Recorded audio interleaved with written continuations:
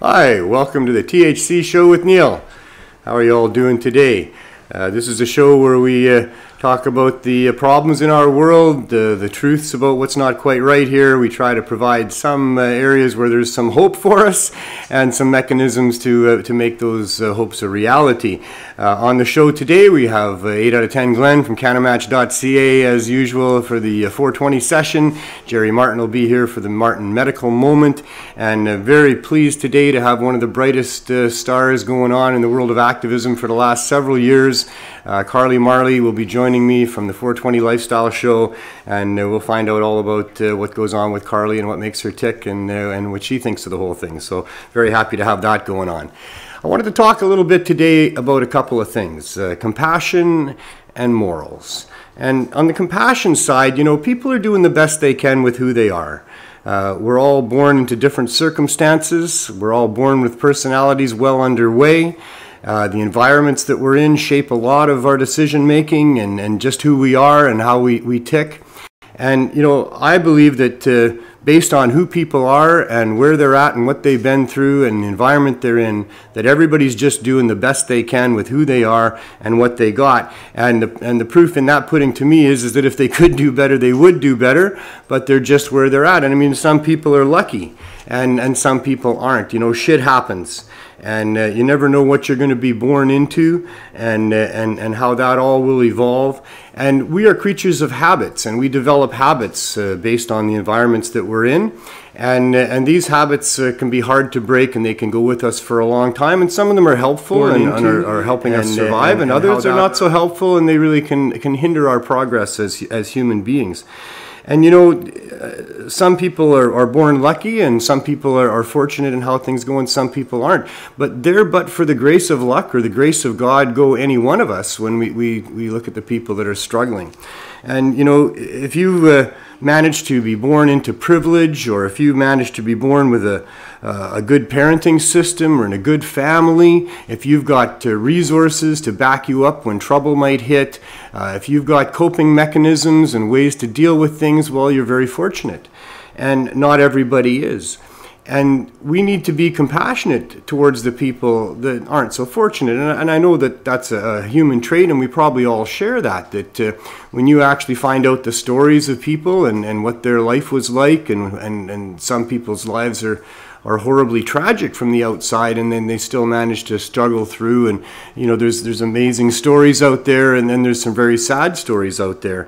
But, you know, some people have just been abused, and some people didn't have it going on to begin with, and some people get traumatized, not just in their youth, but through different points in their life. And the real issue is that these people become scapegoats instead of being treated as they should be. Because if we all knew their stories, we'd be very compassionate towards them. We would want to help them. We would feel like they deserve to have a break if possible, and a way to get a step up because they didn't have that in their life, or something bad happened to them. And these people that I'm referring to, you know, that we see as the homeless people on the streets, the people struggling with drug addiction and depression, the people with various physical disabilities going on and mental disabilities going on. And they're the abused children of our society in most cases. And we would naturally be compassionate towards them. But our system is corrupt.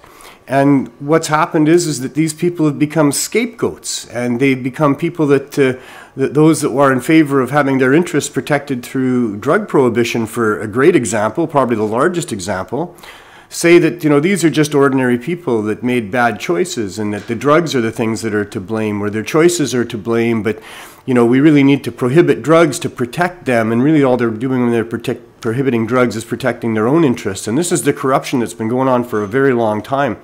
And it's become very evident in our society what all that corruption has led to, with the numbers of homeless people that are in the streets here in Vancouver and in many other cities, you know, around the world. There's homeless issues, and there's issues to do with drug addiction, and most of that is driven by drug prohibition. A huge amount of that is driven by drug prohibition. The people that are in these situations, as I mentioned off the top, are disadvantaged to begin with. And yet the system that scapegoats them and criminalizes them for being poor and criminalizes them for trying to deal with their pain just adds to their situation of being bad. They have a hard time getting a leg up when every time they take a step or try to take a step forward or try to take a step up, there's forces pushing them down and keeping them where they are and using them. And that's the real sad part, and that's where the morals come in, is that people on moral high ground use these people to bolster their own position. And they think it's all right to condemn them and penalize them and harm them. And they're really, meaningless to the people that are actually pulling the strings in our society. And you can really see that in the prohibition of cannabis and what they're doing there, and now the legalization of cannabis and how they're trying to roll that out.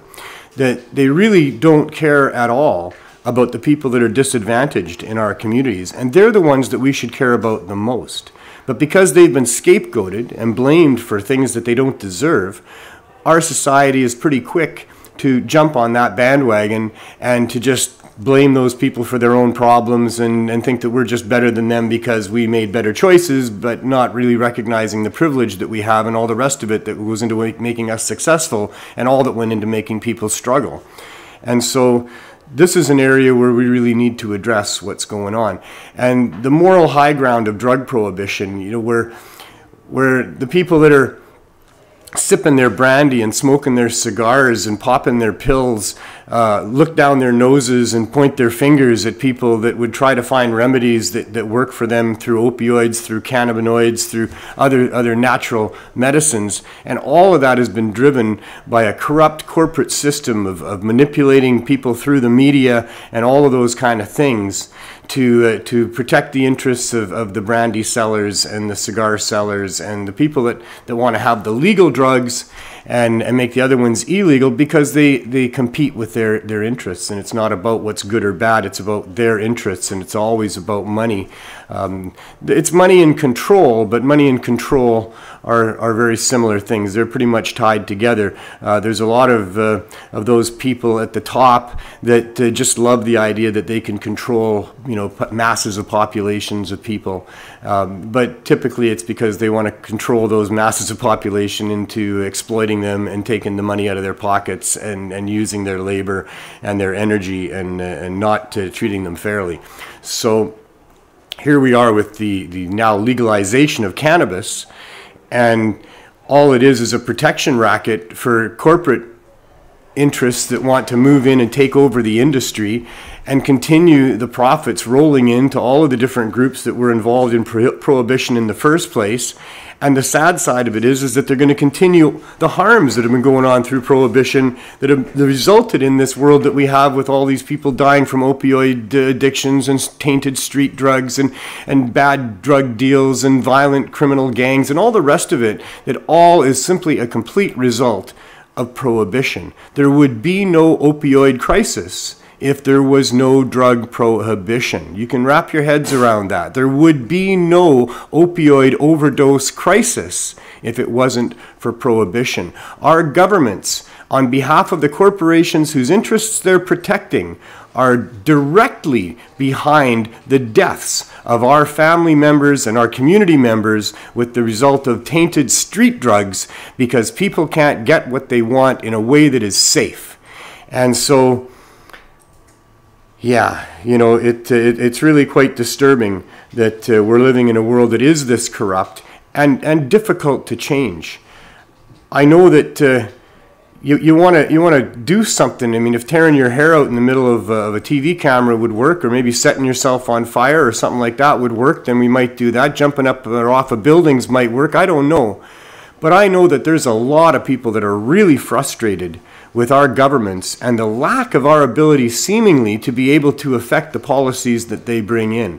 And with the cannabis legalization file, which is completely wiping out access to medical cannabis through storefronts, which is the heart of access as declared by Judge Phelan in the Allard case, it is just absolutely disgusting and very, very frustrating for people. And I get it.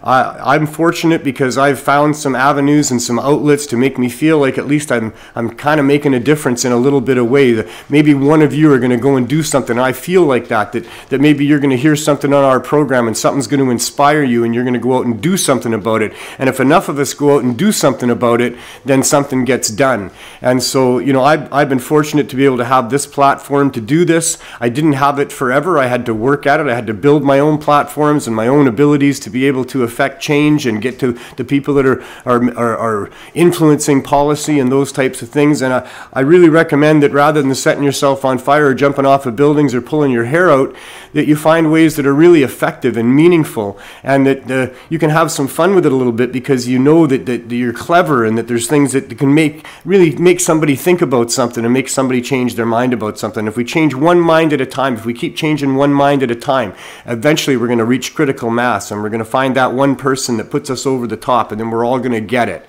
that we deserve to be free, that governments are there to serve us, that we pay them to be servants of ours, to protect us, but not like a nanny state, not like your parents protect you before you're old enough to know what to do and what's right and wrong, because that leads to corruption, and that leads to laws that aren't right, that aren't accepted. People don't accept governments being their nannies and trying to look after them like that.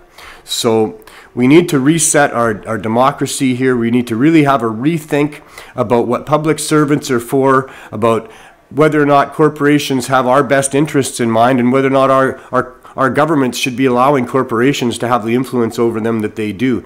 I'm not against corporations. I'm just against what happens when business ethics take precedence over human ethics, and therefore don't consider the weak and the frail and the poor and the sick.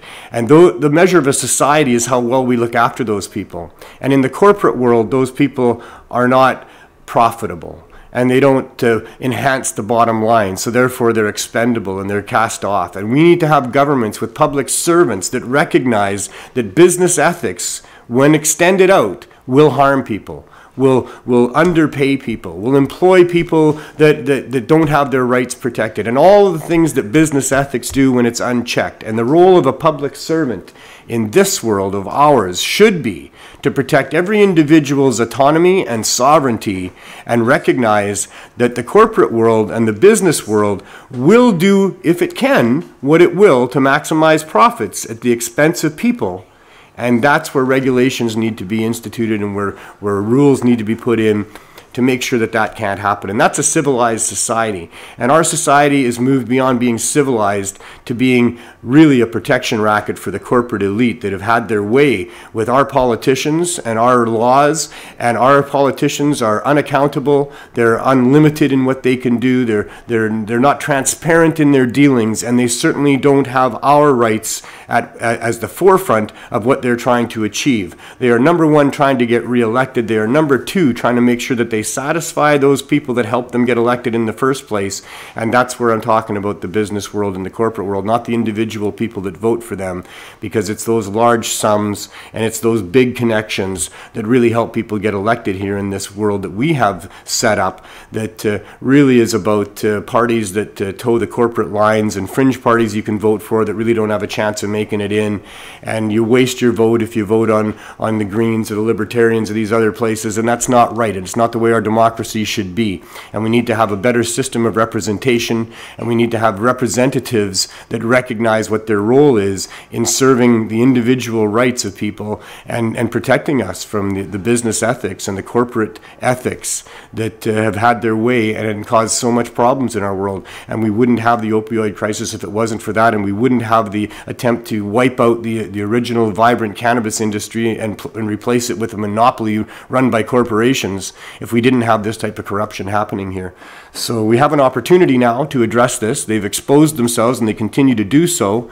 There are some issues here where now there's a class action suit happening from some groups in the States that had invested in Canadian, some of the big Canadian cannabis legal producers.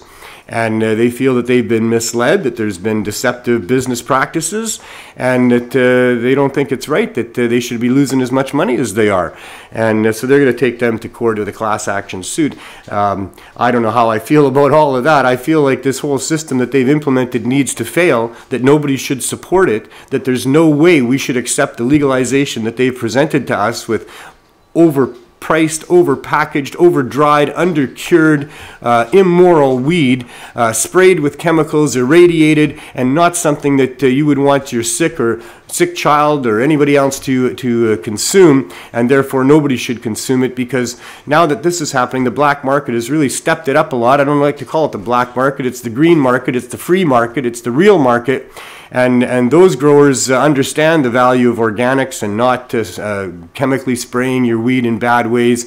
And it's taken a different turn from where it was, where we had biker gangs and gangs of people that were just trying to produce as much cannabis as quickly as they could, and they didn't care about whether it was flushed or not. Now people are wiser than that, and the green market, or the unregulated market, is responding and giving consumers what they really want, which is good, trustworthy, organically grown, compassionately grown cannabis at a fair price, which won't happen yet until they're included into the marketplace, and with dollars that don't go to continuing to criminalize people for simply growing plants and helping people get access to herbal medication that is so valuable to people.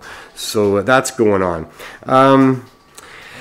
Good to see that there's the Emerald Cup is going on, and they've added a category to the way that they're judging cannabis, and it's called regenerative cannabis practices or something along those lines, because cannabis can trap carbon within the cellulose and reduce the carbon footprint, and that's one of the big issues with climate change in our world, is how much carbon that we're putting into the atmosphere, depending on who you listen to. But cannabis is a very carbon-friendly plant to grow, and that's being recognized through this competition going on, and that should be continued to recognize that producing cannabis on large scale in outdoor situations especially can really help our planet in large ways. So it cleans the soil, it cleans the air, it provides great medicine and other things for people. So lots of reasons we should be doing that. New York City, I will mention because it happened today, but it's simply a proposal by the new mayor, keeping his word from previous campaign promises, that they're going to have a system of legalizing and taxing cannabis, where there won't be people hopefully arrested for simple possession, and they're going to maybe do what other jurisdictions have done, like California, and expunging a lot of records, and you know, real steps forward as being how it's described. So good on New York for at least proposing that. Hopefully we get more and better proposals moving forward as we move the agenda forward towards what is reasonable and what we deserve to have as human beings with respect to access to this plant. There's also one more little bit of stupidity that's happened here in Canada. We don't have enough money for a lot of different things. The government complains about lack of money. The Ford government, especially in Ontario, has been slashing a lot of different services and things that people really need. But they seem to be able to come up with enough money to put a bunch of concrete blocks in front of stores that people might use to access medical cannabis, because they're really, really hell-bent on making sure that you can't access cannabis outside of the system, and medical cannabis doesn't matter to them. There we go, it's 419, so get ready. We'll get there in just a moment. $361,000 worth of cement block installment, and then reinstallment as the property owners removed the concrete blocks, and then the city had to put them back again. $361,000, not borne mostly by the city of Toronto after all, but by the Ford government in Ontario, who is subsidizing this protection racket that they're running for the government stores. I dare them to put their stores into an open and free market and just see how they compete, and remove the ridiculous regulations that are there that have no justification whatsoever. I dare them to do that. In the meantime, we're putting together all sorts of illegal campaign to take them to task for the protection racket that they're running and the lives that they're ruining in the process. So 420 coming right up. Get them ready. Got them ready. A few seconds. As always, joined in studio with 8 out of 10 Glenn. Mr. Glenn Wells. And I'm going to do a little costume change at this moment. Wearing the colors here. There we go! Yes. We've been grasping at straws for a while. Yeah. It's been 8 years. Happy 420, by the way, everybody. Happy 420, everybody. Been grasping at straws for a while here, hoping that we could have a hockey team that we could be proud of, because hockey means a lot to us in Vancouver and Canada. And Canada, yes. And so there's been some real good changes with the Canucks. They've got a great young core. They're way ahead of schedule at this point. And as they sit right now, first place in their division going into the All-Star break, depending on whether or not Boston can take care of business tonight against Las Vegas. 8 wins in a row, right? Eight home wins in a row for the Canucks. 8 home wins in a row, yeah. They've only lost 3 out of their last 11 games. Wow. And that is good. And the good news is that the way they're rebounding, in my opinion, back from setbacks. Yeah. You know, there was some holes in their game leading up to when they went into Florida, and they were definitely exposed. No, I'm going to use my own so I don't take yours, because I have a habit of, So some of those weaknesses that the team actually was aware of going into those games in Florida were very much exposed by Tampa and the Panthers. When you're building a team, you're going to find holes. They didn't turtle and go, start crashing down in the standings. Instead, they've come right back, and they look really strong. Even the game they lost 4-0 to Winnipeg, I thought they outplayed Winnipeg and played one of their better games. Yeah. It's just the way the puck bounces in the NHL. It's a very, very fast game. Anybody can win on any given night. It's amazing. On the bandwagon, figured to wear the shirt today, Got a history with them at all? Yeah, well, I've been here for 25 years, so there you go. But half of their life. Yeah. But I've also was in Toronto in my life, and I've partied on Yonge Street for when the Blue Jays won the World Series and when the Argos won a few Grey Cups and stuff like that. So yeah, still got a soft spot in your heart for the Leafs, I guess. Eh? No, I don't know. You don't know. 25 years removed, and nothing to show for it on there. On Facebook that if a man wears his Leaf sweater during the day, he knows he's not going to score with his wife that night. It's been a while. Yeah, I know. And I've been Maple Leaf Gardens a lot of times working for concerts and stuff like that. Now it's where the old post office used to be. It used to be a sorting center down there, and they turned it into Air Canada Center now. I haven't been there for a while. The ACC. Yeah. I was a lifetime Canucks fan. I was just a kid when they got a franchise. My cousin had just made the National Hockey League. Keith Magnuson playing for Chicago Blackhawks, number 3 on defense. And so I was just such a fan of Vancouver. I thought they were going to win the Stanley Cup every year. Yeah. Much to my disappointment. Well, we can't have it every year, Neil. We can't have it any year, apparently. Well, we'll get there. Go on. I believed it every year, Yeah. I was very disappointed every year, at some point, every year. And then in 2010, I gave up on them. Oh, you did? Yeah, I'm still a fan. Yes. I love the team. Yes. Yeah. I'll be so excited if they ever win the thing. But I gave up believing that they were gonna. Okay. And that year. No, forever. Oh, forever. They could. Yeah, they could. Yes. And darn it, as soon as I made that decision, and I'll say it was the second year in a row they had gone to the second round and lost to Chicago. And it just seemed to me like, we're so far away here on the West Coast. There's so much distraction. The travel is so intense for the Canucks, more than any other team. Yeah. And that it just takes so much to win that cup. It really does take so much that I thought, probably not in my lifetime. Maybe never, Wow. I'm not going to ever count on it again to the point of maybe, feeling like jumping off a bridge when they don't. That's how I felt year after 2010, year. You didn't let the emotion get you anymore. That's it. So 2010, I said, that's it. Well, I don't know, for those of you who know the Canucks, what happened was in 2011, they went to the Stanley Cup final against Boston, up 3-1. Yeah. And I still didn't believe it. I really stuck solid to my decision the year before. Watched every game with my dad. May he rest in peace. And he's up there watching it now. I think we watched the game, didn't we, together? Yeah, we might have done that. We did that one in the Cannabis Culture Lounge, and we were sitting on the couch and doing some dabs and watching that game on my phone, I think it was. Yeah, I think that's true. Yeah. And I came up for Game 7 to watch it with my dad, and he says, well, what do you think? They can do this, right? And I'm like, Dad, I just don't believe it. I'm not excited. I don't think they're going to win. If they're up by 3 goals with a minute to go. I mean, I'm not being a very good fan at that moment. I mean, I understand that. You're supposed to have faith like religion in your team. But... I just gave up. Disappointed too many times in a row. So they go right to game, and they never even scored a goal in that game. No. Game 7, they lost 4-0. Yeah, they just went downhill. And now, do you think it was the team, or do you think maybe there's some gambling going on in there? Oh, I don't know. You never know with sports, right? You guys are not allowed to win. It's like they do it in boxing, I hear, right? Somebody takes a dive or something. There's been talk over the years of how would you do it, and it's pretty hard to do. I mean, there were some players that were definitely tanking, decades ago in NHL, I believe, too.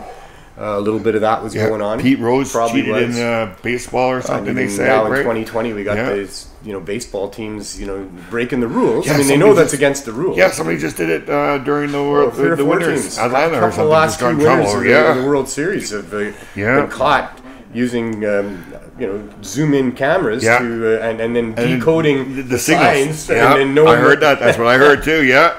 Yeah, and if they can, they will. It's so much money if their team wins, right? So they want to do whatever, and then some greed takes over, and they want to do shit that's not. You gotta cool. have ethics going on in there, Yeah. I mean, if you win something and you weren't ethical about it, you didn't win something. Yeah. It's really tainted, and you still have to live with it for the rest of your life, right? There's been something going on all the time that doesn't get caught, and I guess that's part of the deal. Yeah. If you can cheat and not get caught. It's almost like speeding, right? You'll win. We'll speed down the highway if we can't get caught. That's a much bigger example. Yes, but the law is not applied evenly when it comes to speeding. That's so true. And I don't want it to be applied evenly. I'm not looking forward to the world. In the NHL, is pot now accepted? I know that it is in the baseball league. I've seen that. Yeah, it's not a problem in the baseball. I mean, if you live in Canada or Washington or... where it's legal, the teams that have been doing well in the NHL the last few years, where weed is legal. Yeah, I think what you do in your private time is your own business. Yeah, because it's not enhancing. But the players of today aren't like the players they were several decades ago. No, they're really highly tuned machines. Yes, if they're using cannabis, they're probably doing it in a very responsible way, or which can absolutely. It's a focusing tool. It isn't a performance enhancing.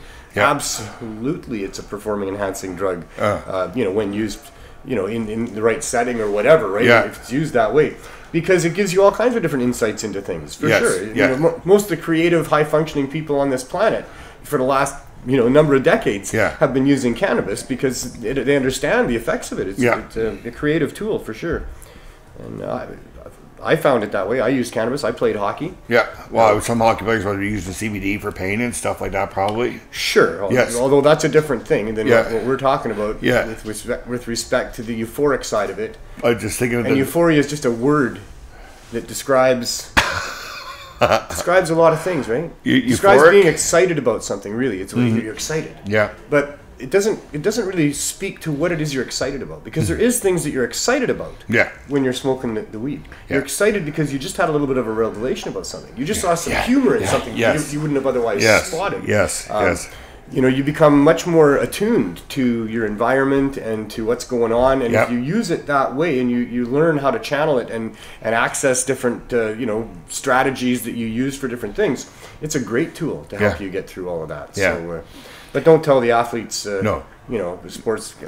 You wouldn't want to smoke before your game. It's no better than meditation, right? Yeah. It's no better than meditation. Yeah. You so can like achieve help the same relax things at the through end meditation of your game or something like that. Just controlling your thoughts and controlling your emotions through the types of things you're thinking about and all that kind of stuff. And hypnosis and those types of things, and all that stuff's legal and it should be. And I'm not in favor of any steroids or things that are going to encourage young people to do stuff that's going to physically harm them and cause problems for them. Those are where regulations need to come in, and certainly education being the number one regulation is tell people the truth. I personally use testosterone every 2 weeks for my mood and for energy and stuff like that. So that's the only thing I'm allowed to do. And would you be allowed to do that if you were in the Olympics or if you were playing in the NHL? No. Probably not. No. Probably not. No, because it's banned, right, for that. But I'm under doctor's orders, so. Well, right, and they would be doing it to enhance a performance, whereas you're doing it you're doing it to enhance a performance as well. Yeah. It's not Viagra, okay? No.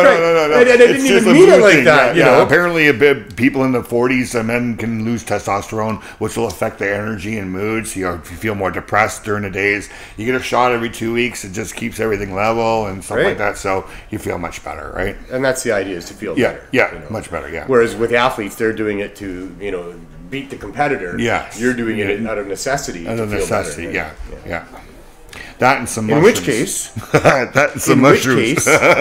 Here's your book. In which case, it ain't nobody's business but yours. If you're going for an Olympic medal, if you're playing in the NHL, if you're playing in a system that has rules about, how much you can enhance different things for competition rules, that's a whole different thing. You've subjected yourself to some rules, and that's part of the deal. That's it. But if you're just a human living your life... ain't nobody's business but yours what you do, You're not trying to win a medal, by cheating. Yeah. You're just trying to feel good. Yeah. You're trying to have as best a time as you can have. Who would tell you can't have a good time? and it gets worse than that. There's people out there that will do that. Bad enough, Hey, there's a little bit of other news. I see we've reached 4:30 here. Yes, we have. But a little bit of other news is that I see that Prince Andrew and the Duchess there have... Actually, they wanted to keep some of their royal duties. Yeah. But apparently they can't keep them at all because the Queen says, well, if you're going to move away, then, know that. So they're only going to be able to be called the Royal Highnesses. Yes. But not because the Queen says they can be called that, because they're going to lose that side of it. Yeah. But the fact that they'll still be royals. Yes. And they're moving to BC. Yes. So therefore, they're going to still be the Royal Highnesses. Yeah. In Victoria, I know. I'll tell you. There ain't no doubt about that in my mind. I think it's pretty cool that they're here. That Harry, is using the sacred herb and the magical vapors, and following his passions and that of his wife's. Yeah. So and good taking on him. a leap of faith, he said in his video. He's taking a leap of faith, but he's got money. He doesn't really need the Queen's money. He's got money from his mom and stuff like that. He could do one public appearance a year, I'm sure. Yeah. And have way more money than any of us guys will ever have for 10 years in a row.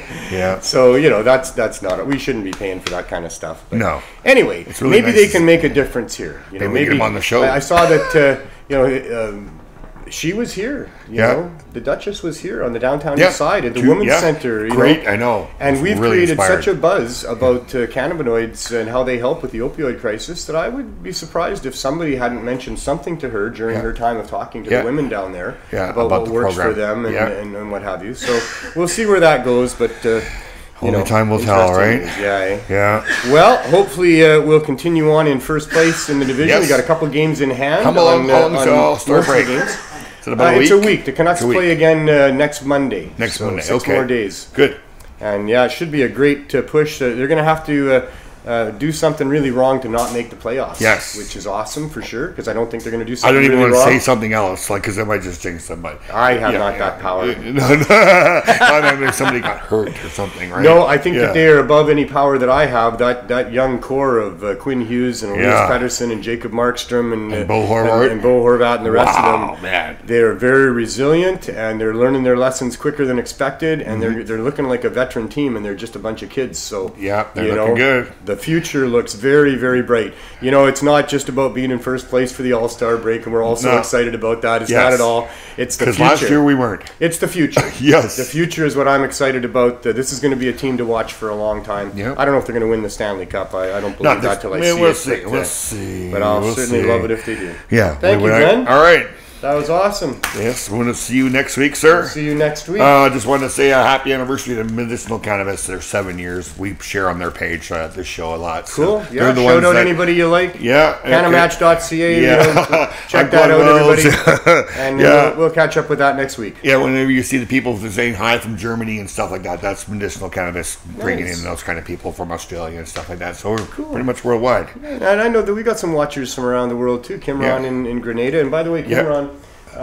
There's an envelope, and I'm going to put your address on it, but I got everything in there, and I know that that's not the envelope you're looking for, except it is. But there's another package coming as well, and we'll get to that a little later, too, as to why we're taking so much time.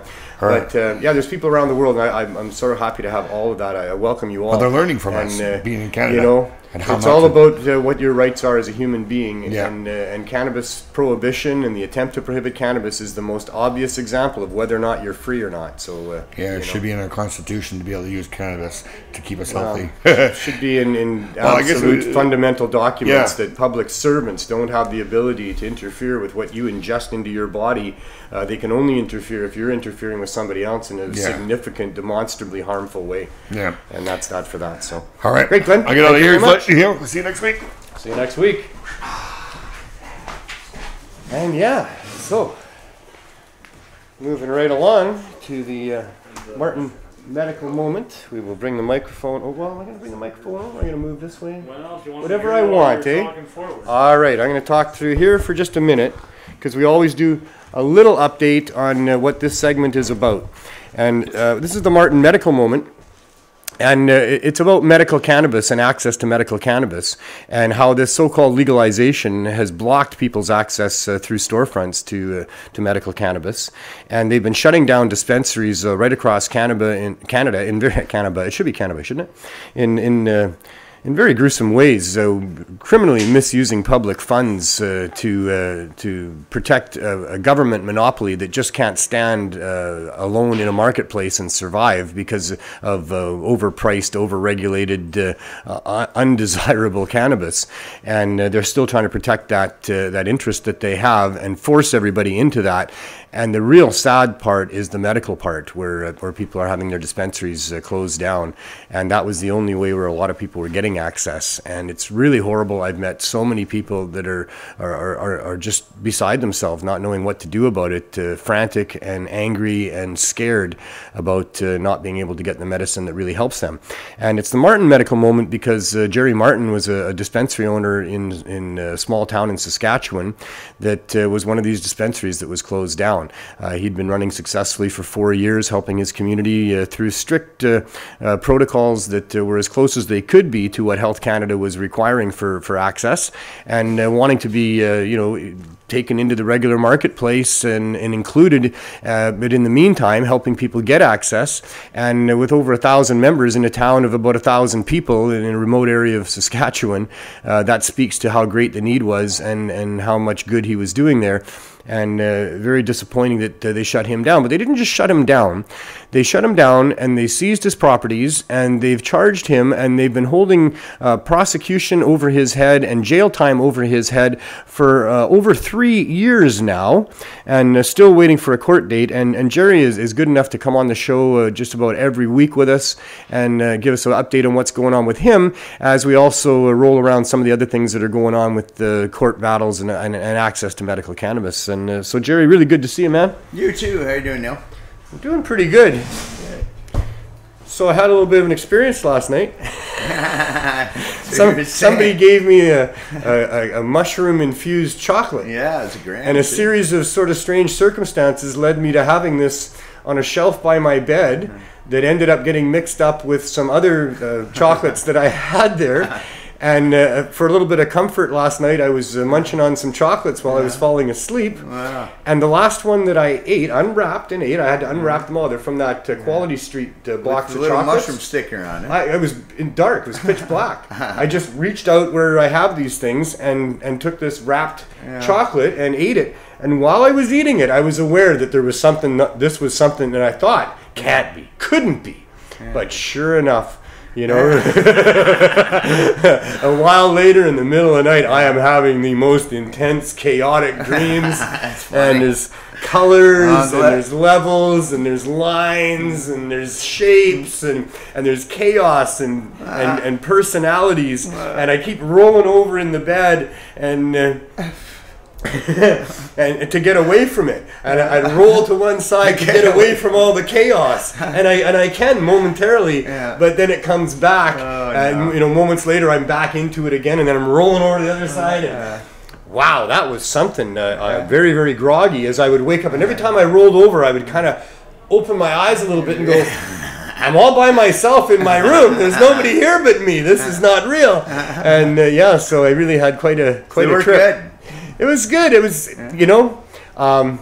it was kind of like an uncomfortable dream for some of it while there was the chaos going on that I wanted to kind of get away from. Right.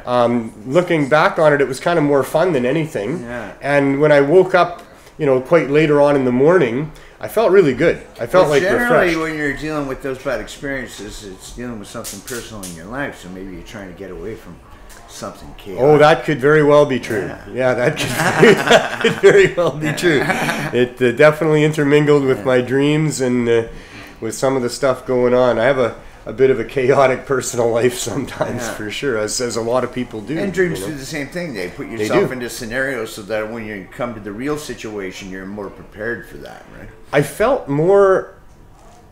my eyes were wider open this morning when I woke up, after, finally waking up.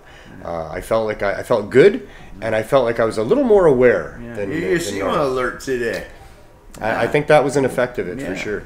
It did for sure have some residual effects as I came into the studio to start to prep for the show. I was a little more, I don't know, a little more bounce to my step than normal even, and I have a bounce to my step, but Well, there you go. it was definitely it was a good experience. There's no way I could categorize it as anything else but a good experience. The only thing was it kind of shocked me a little bit because I didn't expect it, and I accidentally did that. And then I woke up this morning and I just went straight for where I knew I had put that chocolate that I got. And sure enough, it wasn't there. So I'm like, okay. I knocked it down into that other little pile of those other ones, and that's how that happened. Well, you probably wouldn't have ate it anytime soon if you didn't. That's true. Yeah. That's true.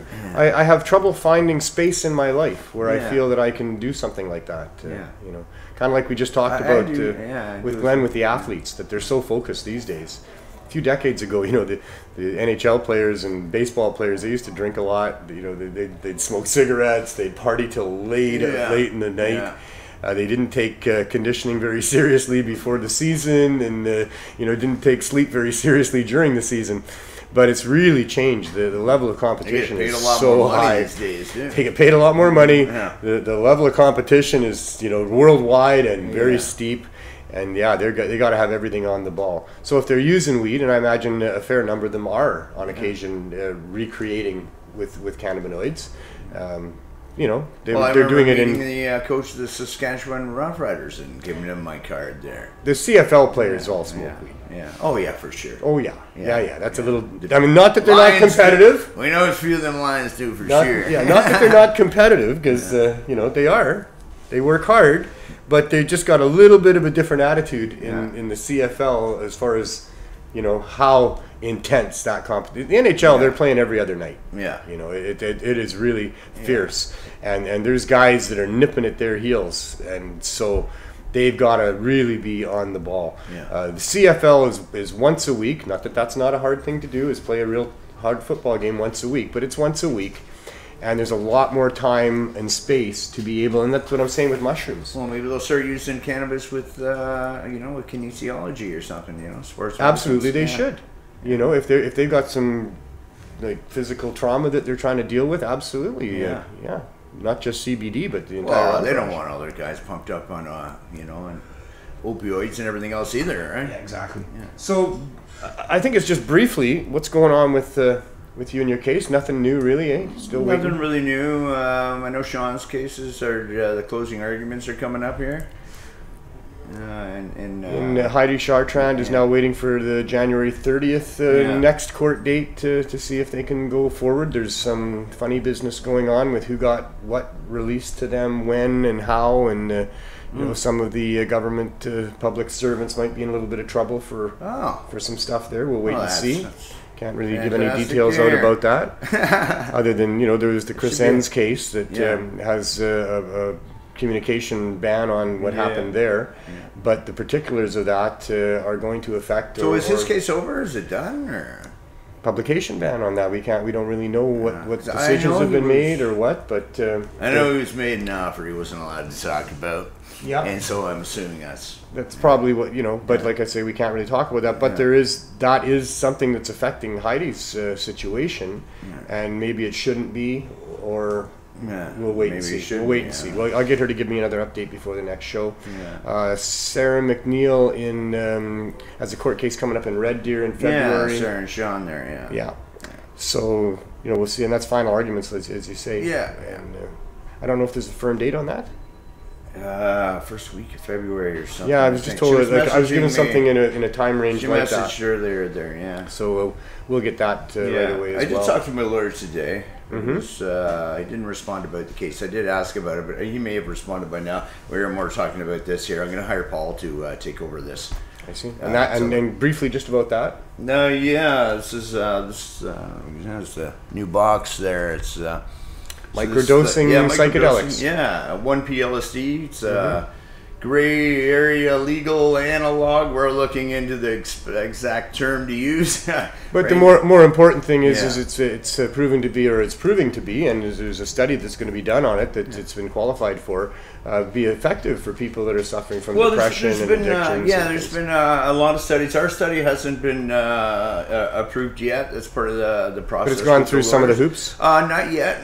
First, we're looking into. We need to look into every legal aspect of things first. So those are the hoops you're going through first. Yeah, and then we're going to submit for the RIB approval, independent report. But there's other studies that have been done and that are ongoing. Yeah, with so psychedelics as well. Fielding, Beckley Foundation just finished one in the UK on the safety of using it in older, healthy people with Alzheimer's disease. And as another part of that study, there was another family study done, which went with the safety of microdosing actual LSD, proving it's safe. So there's a ton of different of studies out there that have been done for a long time. A lot of them are from 96 on. They're really starting to...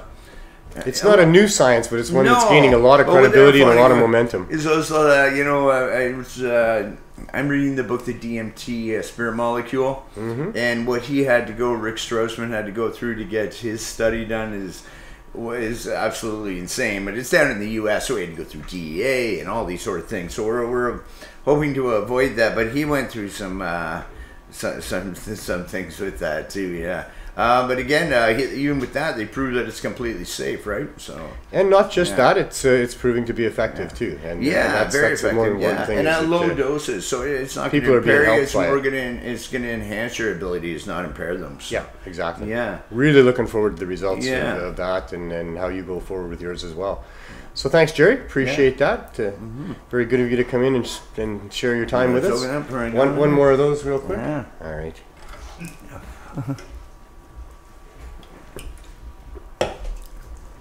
One of these days, we're going to say we won. Yeah, one of these days. There's going to be a bunch of different updates during the Martin Medical Moment that'll be powerful.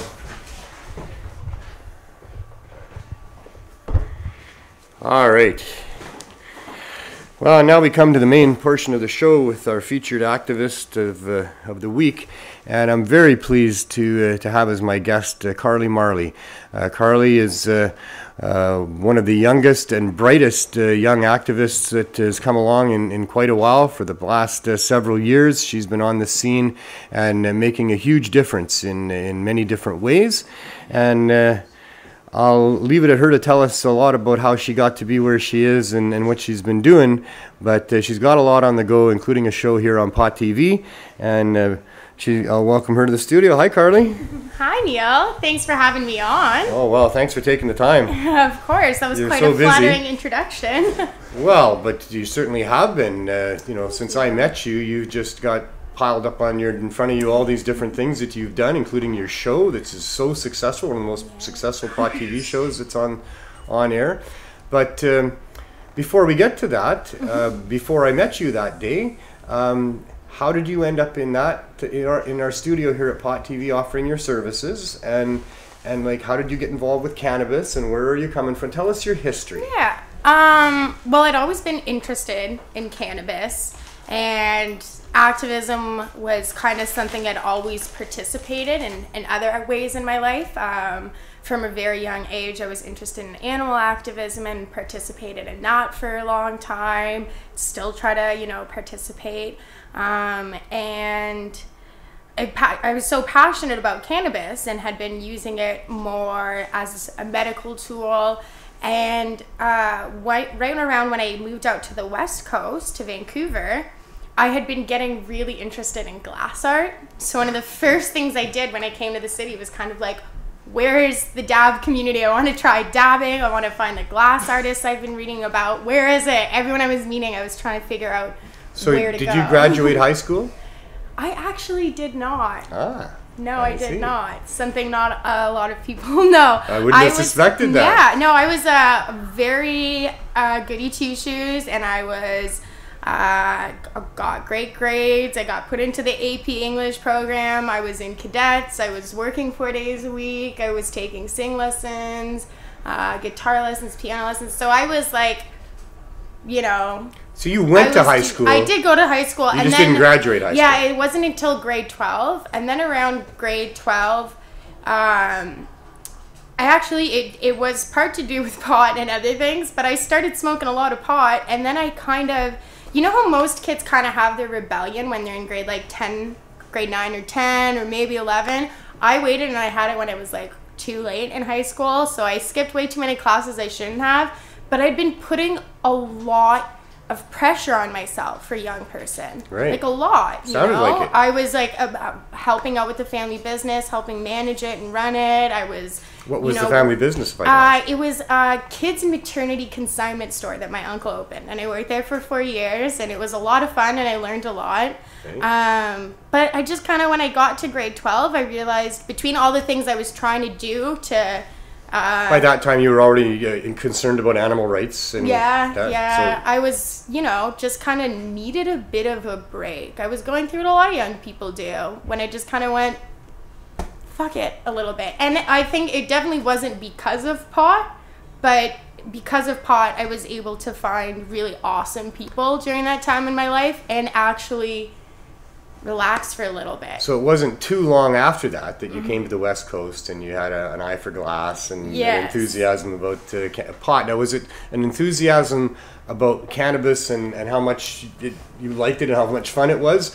Or was there also an enthusiasm about just how upsetting the whole prohibition of pot was? Do you have that going on as well?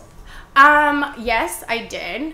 It's funny, it was always something that, even before I was a pot smoker, I always really liked the idea of pot. I liked that, all the things I'd heard about it, how it was healthier for you. I liked the idea of the stoner culture. I loved the pot music. And it was actually something I used to love engaging teachers with. Whenever they were like, let's have an open discussion, I always be like, what do you think about pot? Way before I ever started smoking pot, I always was interested and kind of never understood, even from a young age when we started getting into politics, I never understood why a product that doesn't cause harm to people would be prohibited when by selling it and charging taxes, it provides jobs, it provides incentive for tourism, it provides all sorts of things to society. So you had a good sense. Doesn't make sense. Yeah, about exactly. How it doesn't make sense. Exactly. Right. Exactly. But it was, after I started getting more involved in the community and, advocating for how people shouldn't be unfairly persecuted for this plant, I really started to see the thread unravel and realize it's so true what Jody Emery says, that cannabis can save the world, because all of these societal issues that I'd always been passionate about all kind of come together, and they all either have underlying problems caused by cannabis prohibition or have solutions that can come from cannabis and hemp that are being avoided because it either lines people's people's pockets with money, or because, it's just...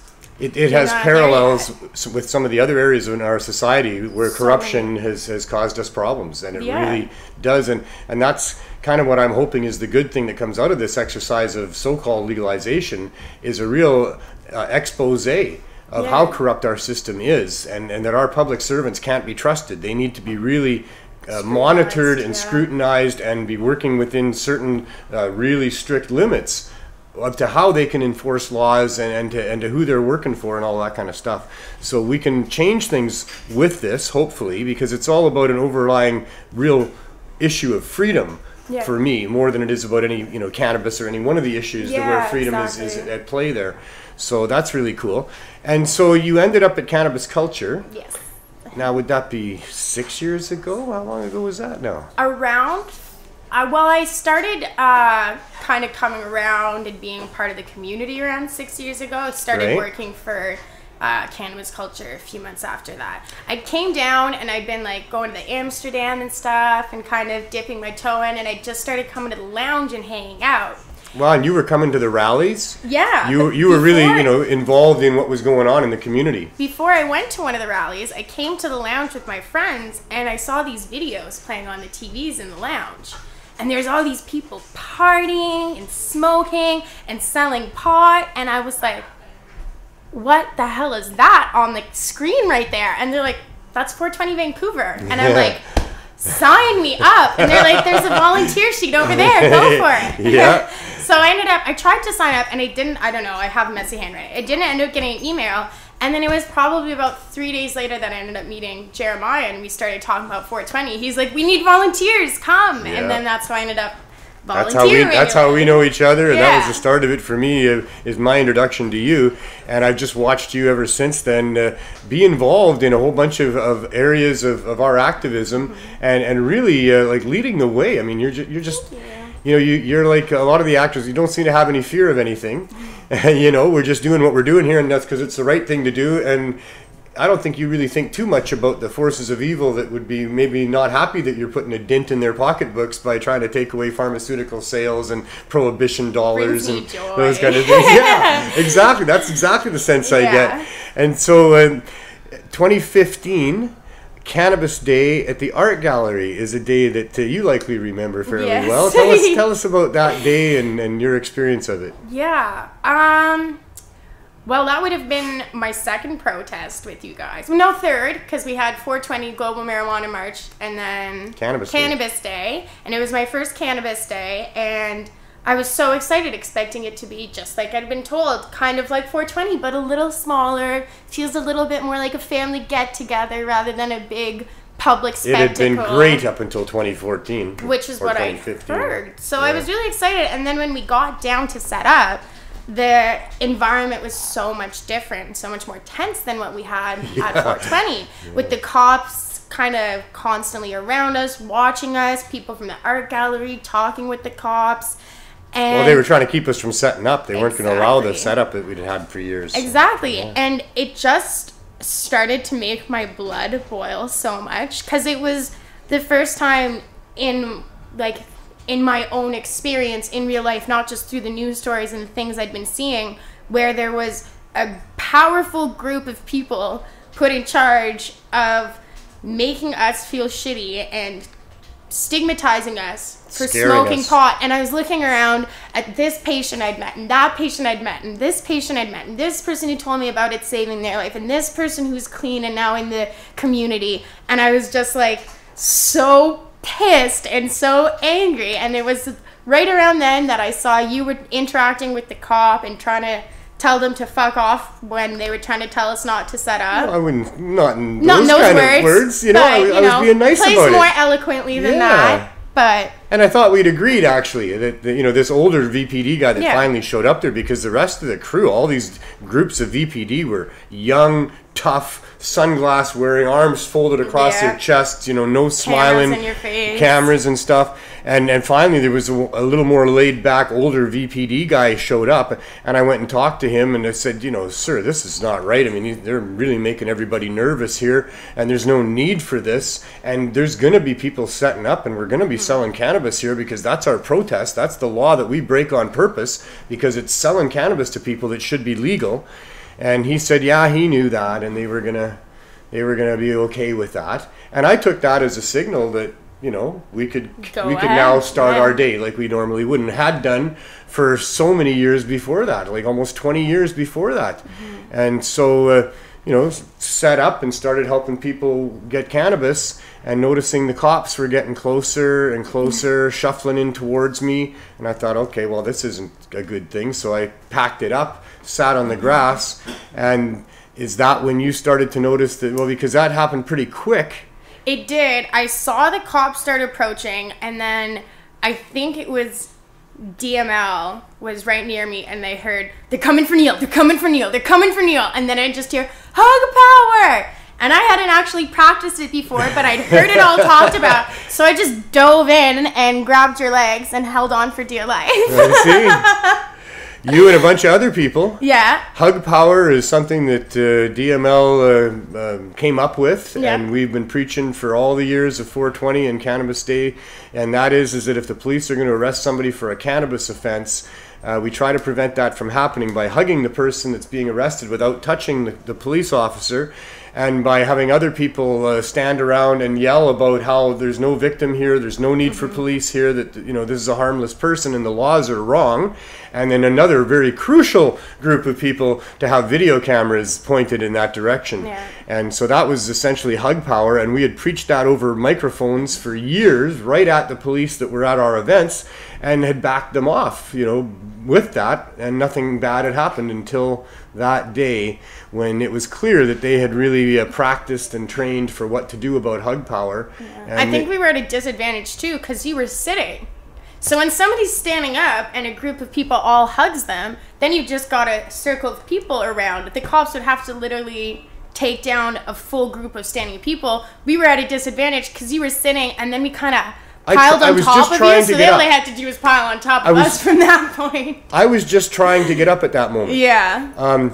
I had said to the fellow beside me that there was these police that would not take their eyes off me. They were just constantly staring right at me. And I thought, what would happen if I just got up and walked away, I thought. So I went to get up, but before I could even get up onto my haunches, they marched in a line of 15 VPD and jumped on me, grabbed me. Other people grabbed me. Somebody had a hold of my leather belt, and that was the real tough one, because the cops were pulling like crazy on my arms and on my head, and I was being held very firmly by Bert and some others who had a hold on. Budzilla and his crew were there, and there was a lot of people that stood up for our movement that day, that's for sure. And right after the 50, we've counted, my lawyer and I, Rob Laurie, bless his heart, went over this so many times, from so many different angles, watching the 15 first VPD come running in, grab me, and then another 15 right behind them that circled the scrum that was happening and tried to back everybody else off with pepper spray, standing with their backs to the scrum that was going on. And you were right in the middle of that. Yes. Like, all I know is that after my ordeal, they eventually got me pulled towards the paddy wagon down a path that they had lined two sides of a path with VPD, and were hauling me down there. And that's when DML decides that hug power should have worked better than that, and he came flying through that police line, tackled me like it was a football game, and was hanging on to me on the ground. And now the cops are piling on again, and I said, Dave, they're going to arrest me. Like, I've come to that conclusion, and I'm hurt pretty bad. I think that we should probably just give up. Yeah. So he agreed I could make that decision, and we gave up, and then got into the paddy wagon, where we had still my side bag and still some joints, and we smoked joints in the paddy wagon, and that was great. But you were in that original pile that they took me out of, and they originally grabbed you. I think they yanked me out first, because I was the only female in the kind of doggy pile that they created. Right. So they pretty quickly put me down pretty rough, and head on the ground and everything. And then they put me in handcuffs and yanked me out by the handcuffs really, really quickly.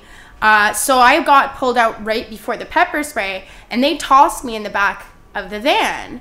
I see. And all I could hear was all the commotion and see everything. I was just like banging on the glass. The next thing, I sit down for a minute. I'm like, okay, just wait. Something's going to happen. The next thing, I see DML's face just smushed against the glass, and he's hugging the back of the van. He's like, don't let them drive away. Oh, my God. And then I think at that point, he went and That's when he tackled you. me. Yeah. And then Cam ended up getting arrested in that scuffle, too. So they ended up yanking me out. She opened the door unexpectedly. This is when you guys were getting handcuffed. And again, by the handcuffs, we came out of the van, and she probably ran with me about 15 feet. And then she's like, okay, I'm taking you out of the cuffs. Don't get too mouthy. Don't get in the way and stuff like that. And I was like, okay, I'll try not to be too mouthy. I probably got arrested. They probably threatened to arrest me 5 more times. She kept looking at me being like, Stop being mouthy. I told you I'd put you in the cuffs again. Yeah, because we've talked about this, Yeah. and you weren't all that happy about them releasing you like that. It is sexist. Okay, I'm a feminist. I believe in equal rights for men and women. They let me out of that paddy wagon because they can only have 2 people on each side, and they can't have girls and guys. So they had to make a choice between you, David, Cam, And Bert. or arresting one of me, or you know what I mean, and which would have looked better in the headlines. Well, for sure, I thought it was more about optics than it totally was policy. about optics, but it's the optics that because women are seen less threatening, and I feel like that's super unfair to all of the guys that were there. Like you're not any more threatening of a person than I am. You're not a violent or scary person just because you're a man. I like to think I'm a tough guy, but I'm old now, so I'll give you that. And I'm a tough girl too. No, that's what I'm saying. I don't think I don't understand. I don't understand. And to me, I got arrested. They put me in handcuffs first out of everybody, and they let me go. And what other reason could it possibly be if it wasn't based on gender? And that really bothers me because that just goes to show that certain groups of people are unfairly persecuted for because of cannabis. Yeah. They can pick and choose whoever they want to arrest whenever they feel like it because it's something everybody pretty much likes. There was a lot of emotion that day.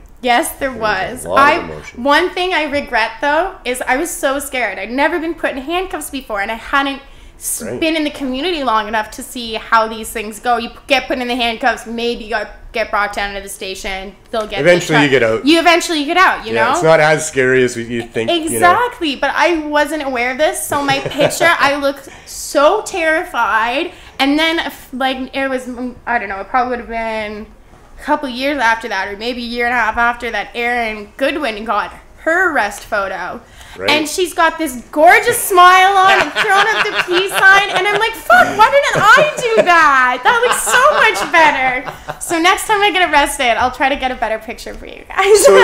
So did that day help shape your future decisions about what to do about the prohibition and stuff? It actually, I sometimes think of that as the match on the gasoline. Yeah. Because it was actually after that McMahon invited me on his show. He'd been looking for a new host. He invited me on to just kind of sit and be the guest this week because he was really impressed that I was new to the community. I hadn't been in that long, and I was ready to throw down and get arrested. Yeah. And we had really great chemistry on the show. So after the show, he invited me to be his guest regularly. Did that for a few months. Shout out to Opus, by the way. Yeah, thank you. You'll be on the show one of these days, buddy. You know, it'll happen. And then a few months after that, Jody and Mark decided that I would be a good fit for the online store. So if I hadn't ended up getting arrested on Cannabis Day, McMahon might not have seen me as that young, ambitious activist, might not have invited me on the show, might not have been working with Paw TV and cannabis culture. So it was definitely scary when it happened, but now I see it as kind of like, it definitely created some opportunities for me. Like you say, it lit a match. Yeah. And so you were on Mick's show as a co-host for a while. Yeah. And then Mick had to go and pursue some other things, and you took over the show for a little while. Yes? No? Yes. How did that all shape Yeah. And was it called the 420 Lifestyle Show at the end? There it was, wasn't it? Yes. So you still continued on with that. Yes. I wanted to keep it as the 420 Lifestyle Show. I feel like Mick had a really good concept for a show there. Just a lifestyle show. Anything that pertains to or is related to cannabis, whether it's videos we find interesting, talking about different things that are fun to do, stoned, politics, music. I like that it's kind of has this umbrella term, so I wanted to keep with it. And I see your show as providing two things. One, showing how much fun you can have with cannabis in all its different aspects, and two, showing how much cannabis you can consume safely without there being any issues like that. Yeah, that's definitely something that happens. We consume a lot of cannabis. Yeah. So, I feel like that is a pretty accurate description. And a very important thing to have out there. It's really important to show, well, cannabis is fun, and we all kind of know that. I think the people that aren't involved in the community, they probably look at the community with a little bit of envy because, you know, cannabis people are having fun all the time. You know, we're a lot more chill. We're not worried about a lot of the things that they are in the same way. We're still environmentally concerned, and we're still socially concerned, and all of those things. But we approach it in ways that are less fueled by anger and alcohol, I guess I'd say. You know, so the whole thing is there's a lot of fun to cannabis, and cannabis does provide euphoria. It provides a good social interaction between people, creative insights, humor, all of that kind of stuff. But it's also really important, that other side of it, which is to show that it is not dangerous. It is not something to be feared. It is not something that requires a whole lot of regulations. Like, you guys consume edibles in pretty high doses, more than 10 milligrams per dose, don't you? Oh, yeah, more than 10 milligrams. So what kind of milligrams do we talk about there? Well, for me to feel an effect, I have to eat at least 500. 500 milligrams. At least 500 to really actually start to feel anything. Right. I'd say about 1,000 till I feel like edible high. Right. Me and Celeste did. So BC Bud Gal, Me and BC Bud she's Gal. Similar? Similar, yeah. We both did. I think she can take some smaller doses and still get affected, but she can consume a lot of edibles too. So is there a high end for you, a ceiling? Of some sort? The highest we did was on the show when we were trying to see how many edibles we could do, and I think I got to 1735. 1735. Yes. And the funny thing is, everyone kept being like, keep going, but we ate so many gummy candies because it was products by sex. You feel a little bloated, were you? I'm not too stoned, I just can't eat any more candy. It was really good though, and I will say that if I could consume 1,500 milligrams or more a day, then I would. So how were you after 1,700 plus? Very sleepy, relaxed. I was like almost falling asleep at the bar when we went out for dinner afterwards. Functioning, but pretty close. It was like more of a Netflix high for sure. Right. But I will say I have chronic back pain. I have most of my life. Right. And that was the first time in years that there wasn't any level of discomfort. Even when I normally do a good amount of edibles, it's still, you know, I can still feel some soreness. I felt no pain. I feel like my body was totally relaxed. So every once in a while I'm like, oh, we should do another edible. So I just that feeling at 1,700 was so good. Yeah. But yeah, I think you just need to be able to ingest it without having to eat all that candy along with it. That's what people are saying. They're, you know, tinctures would be kind of an option if they're higher dose, or lots of like the super high dose candies. If we just ate like 3 of the 1,000 milligrams or 4 of the 800s or something, but we were eating, we'd be like, oh, and that's another 5, and that's another 5, and that's 30, and that's 250. So yeah. So other than the first, you know, short while when you start getting introduced to edibles, when probably there's a curve there of some sort, have you reached a point where it's pretty consistent? I mean, is that 1,500 or 1,000 going to do the same thing for you consistently? Do you build a tolerance? Do you have to keep doing more and more to get the same effect? Or has it been fairly consistent over the years for you? For me, it's been fairly consistent. I will say that I think edibles for most people, similar to cannabis strains, you have to pay attention to the different factors. Just the way you need to pay attention, is it sativa? Is it an indica? What cannabinoids does it have? What terpenes does it have? With your edibles, it makes all the difference in the world for me if I make that with butter and a lot of cannabis in the butter and leave it slow cooking for a long time. It makes a difference if I have drank a lot of water that day or not. It makes a difference whether or not I've eaten on an empty stomach. Is there a sativa indica issue with edibles as well? Some people say that they prefer sativa or indica edibles. To me, I don't really think there really is much of a difference. At that point, I think there would be more if you were cooking it in the butter, because when you cook it in butter, you keep a lot of the terpenes and stuff like that. But I feel like once you decarboxylate THC, you've decarboxylated THC. I feel like you're going to feel like an indica high when you eat edibles, no matter what. You can smoke it, you can put Congolese in an edible, and if you eat that pot brownie, it's still going to give you an indica high, in my opinion. I feel like in the future there's going to be a lot of discussion around what indica and sativa really means, and where it applies and that. I think that it's something that's grown more out of the science through prohibition than of real science. Yeah. And we'll see where all that plays out. But I know some pretty good minds in the community have their doubts about the present understanding that we think we have about indica and sativa, and I know with edibles especially, because we give out a lot of edibles with our program, and so that I'm looking forward to some better information. Now that we've got real studies happening in universities, the UBC doing studies into how edibles work and things like that as well. They're going to have to enter that debate as well about indica and sativa edibles and whether there's differences, and they'll be fine-tuning all of that as we go. So it's such a unique thing though, because it is a produce product and people need to have the option of self-titration. There is no one answer. You could look at a girl like me and not assume that I can eat 700 milligrams and 1700 milligrams, and then I know guys that are 3 times my size, and if they have a 25 milligram cookie, they're floored. Exactly. So it has to do with metabolism, your normal tolerance.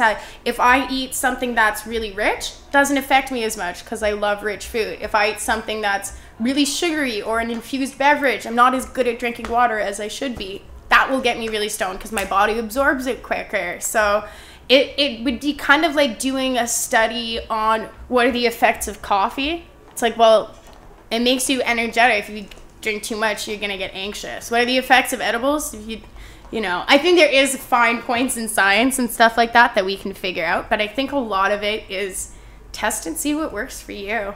And take notes. So your show's more about the fun side of cannabis than the science side of cannabis. What are some of the highlights in over the past little while on your show that really stand out for you?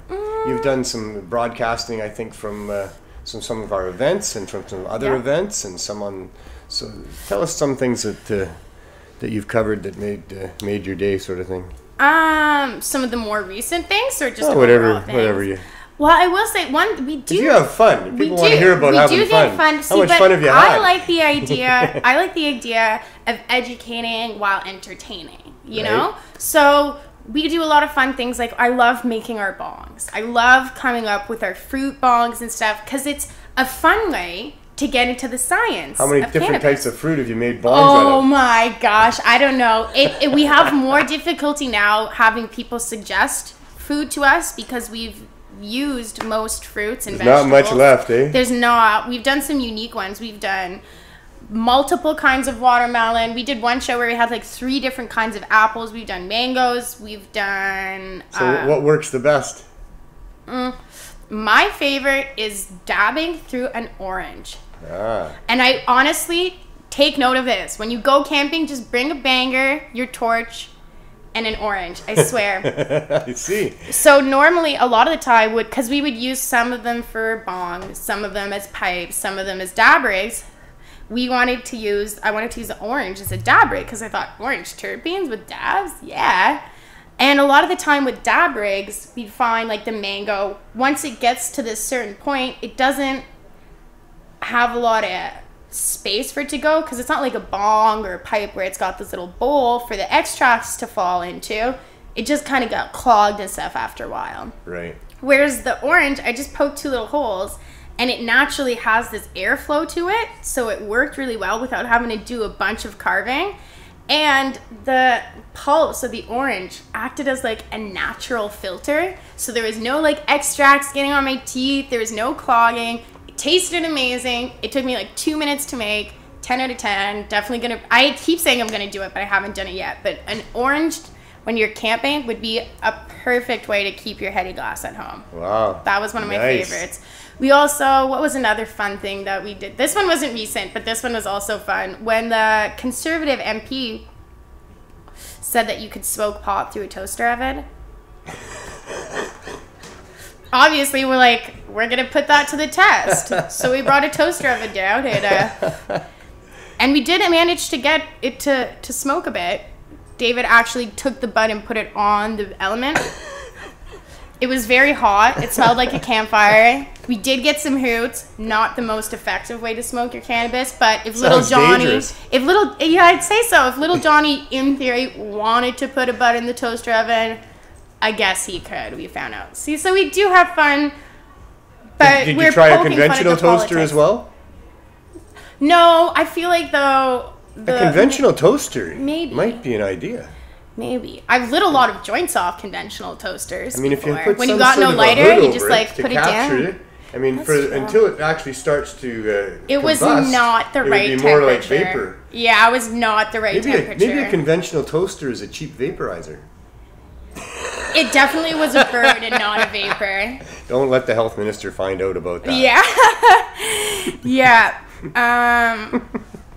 Yeah, we have a lot of fun shows. I like what we do. I feel like we try to take. Have you had any mishaps? Oh God. Have you Yeah. burned anything seriously? Have I burned anything seriously? No, I don't think I've ever set fire to the studio or anything. Because there's a lot of fire going on. Yeah. And I've never cut A lot myself. of weed and a lot building of the fire. bombs. People get really nervous when I'm using the knives on some of the vegetables and stuff, but I've never cut myself on the show. Nice. Notice how I keep saying on the show and in On the the show. studio? Well, people cut themselves I've definitely once in a burned while. myself on emails, and I have bad luck with knives actually. If it's not on the show, there's no proof. Exactly. There's no proof. And it doesn't sound like you can blame it on cannabis anyway, because you're obviously doing lots of cannabinoids on the show. Yes. And using knives. Yeah. And using fire. And, Yeah. you haven't burned anything significantly. You haven't cut yourself significantly. So, yeah, that's really a good track record. I'd say 90% of our mishaps would be me spilling things. What about That's, dropping like, the worst. glassware on the floor or breaking glassware? I had some of that probably. We've dropped, but I don't think we've had anything break on the show. Uh-oh, now I just I jinxed don't it. think we have. I don't have power to affect the Canucks, but I might have power to connect. You know what? I think we're pretty lucky with the shows. I don't think there's been a Yeah. lot of on-air, on-screen deaths on Pod TV for glass, luckily. But we should have I was thinking that when we got the floors, and I'm like, why didn't we get those, like, super rubbery, those old linoleum Yeah. floors? They were created for mothers who were always worried about dropping dishes and having to clean them up and stuff Right. like that. That was a huge inspiration. I'm like, well, I wouldn't have to worry about dropping my bong. If it was an issue, if there was a lot of glass Mm-hmm. being dropped, I'm sure we would have brought in rubber mats. Yes. I'm sure we would have.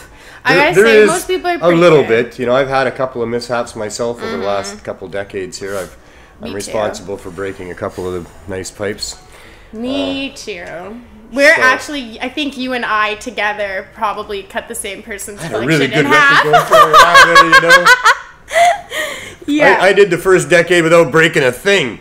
It was into that second decade. Oh, it was my know. first year for me. I dropped a was few it? good ones, Oh, and not then me. I've really learned to be way more careful. And I don't think it's that I was being particularly careless before, but somebody said to me once, see every piece of glass as a sacred piece of glass. Nice. And I was like, And now ever since I do that, I like pick it up and I'm like, okay, baby. And I don't That's know. the way to do it. Yes. That's the way to do Yes. it. It's always that moment of not taking enough care when that happens. It's, Most bongs I've broke, it's when I'm cleaning them in the bathroom and I just finished getting it clean, and then I go to like grab some ISO so I could get the mouthpiece one more time, and then I'll turn around and elbow it onto the floor. I recently broke Roxanne's mustache toker. Oh, Just at the moment when I was passing it to her, she decided to stretch, and her robe that she was wearing caught the mustache and flipped it up in the air and down onto the floor and smashed. Yeah. Oh, it's always the worst feeling. Yeah, I didn't like breaking her pipe, but her glass, because it Yeah. is so nice and it is fragile. These are from Gibson Glass. He makes these exclusively, and he tells me that he's going to be able to make one that isn't so easy to break. That's fun. Because I've gone through quite a few over the years. I really Yeah. like these. They, sometimes, like in this case, it's a little tight. You probably noticed that. You don't get quite as good a draw. I've been trying to adjust it, but most of the time it works really good. I just rolled the end of this joint a little bit thick. It's all in the technique. So, you've been to a fair number of events. You've been MC of a number of different cannabis cup type things, edible party type things. You've done speeches at a number of different places. I remember Saskatoon in particular, and some other places where I've seen you speak, and you're getting better and better every time, and 420 and stuff like that. Some of the highlights of those types of things that you've done. Oh, wow. Well, the first time I spoke publicly at a cannabis event, that wasn't just kind of like, hey, I'm Carly Marley, I'll be back up for the MC tonight. That was at like a rally with a larger group of people, was when I spoke at a global marijuana march a few years back. And it was really incredible. I didn't have a lot of time to think about it.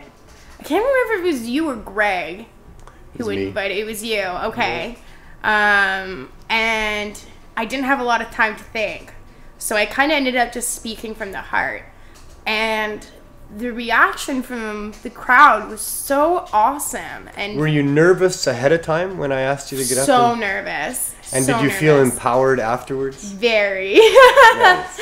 As it should be. Very. It was really empowering. And I also learned from that experience. After that, I did a couple speeches where I wrote them out and like really thought about word for word I was going to say. And then I kind of rushed through them and I missed over parts I would have liked to have touched on. So now I'm more in the habit of doing what I did that first speech. I'll think, okay, where do I want it to start? Where do I want it to go? Where do I want it to end? What are my key points? And then just sounds like you're a bit like me. I try to write out the key things that I want to speak about, like for my opening rants, which I don't find very easy to do here. It's speaking publicly at 420 in places like that way easier for me to do than... Oh, interesting. I'm the other way around, than to try to carry that 20-minute segment to start the show.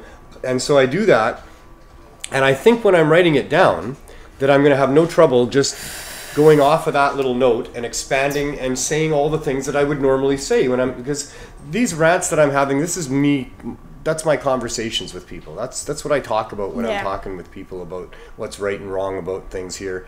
And I'm trying to capture that.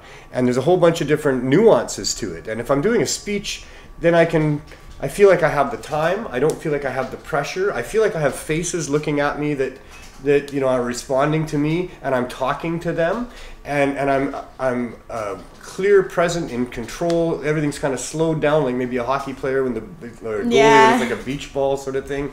And I'm aware of the different points that I'm going to tie together at the end, and I don't have a problem with it. But I do have some issues when I do that, because when I write it down, I kind of say what I wrote down to prompt me.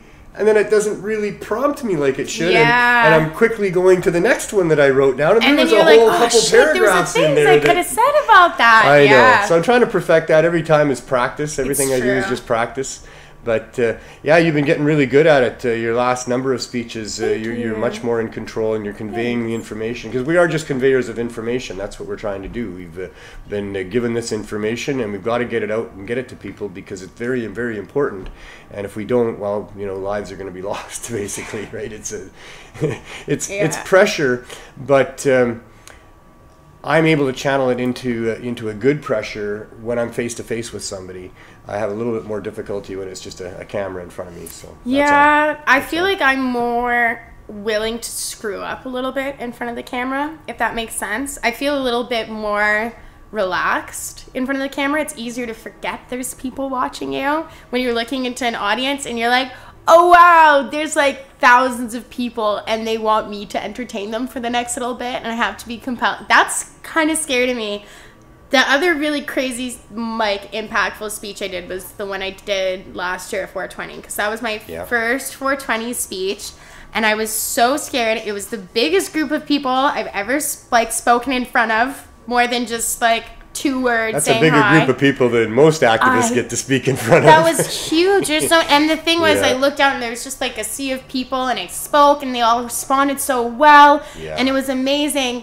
And then I saw the stream, and I just about died. And I was like, I'm so glad I didn't see that before I went out, because it's all the way from the other side of the water. somebody videoing pretty much from Kitsilano, and you can perfectly hear every word I'm saying, and you can hear all of the crowd reacting, and I'm like, you could literally, if you can hear me from Kitsilano, like, you could hear me all over the freaking city. There's so many thousands of people that heard my speech. I'm like, well, I'm glad it was a good one. Yeah. Otherwise, I'd be really kicking myself right now. Yeah, you know, I try not to think about the volumes of people and their expectations. Yeah. When I'm doing that, I pretty much am engaged with those in that are close that I can make eye contact with, and there's a feedback going back and forth, and it's a much more intimate thing for me than that huge crowd that's there. Exactly. But I'm aware of the power, and as much as that is very powerful, there's over 100,000 people there, you know, between 3, 10, and 5 o'clock, basically. But even more powerful than that is the radio. You know, if you're able to get on and get your message across, like on a show like CKNW that has open line talk show that goes right across Canada and stuff, the audiences are huge. They're not 100,000, they're 500,000-600,000, or they're 1 million plus, and some of that's going out across computers and internets and viewed around the world. So it is very, very powerful, and that doesn't scare me at all. My first time speaking, I was afraid of speaking in front of people, but I learned these things. Mick Mann gave me some great advice about it not being about me, about it being the message, and that the message is important. That comes straight from him in my early days running for the BC Marijuana Party and other things like that. But as I spoke about on the show earlier, it's very frustrating for a lot of people. They don't have the outlet that I have or that you have to be able to get this stuff off our chest and feel like maybe we're getting to some people that might get to some people that might get to some people that might make a difference and that kind of stuff. And so that, geez, I just digressed there about the power of that. So let's move on to something else.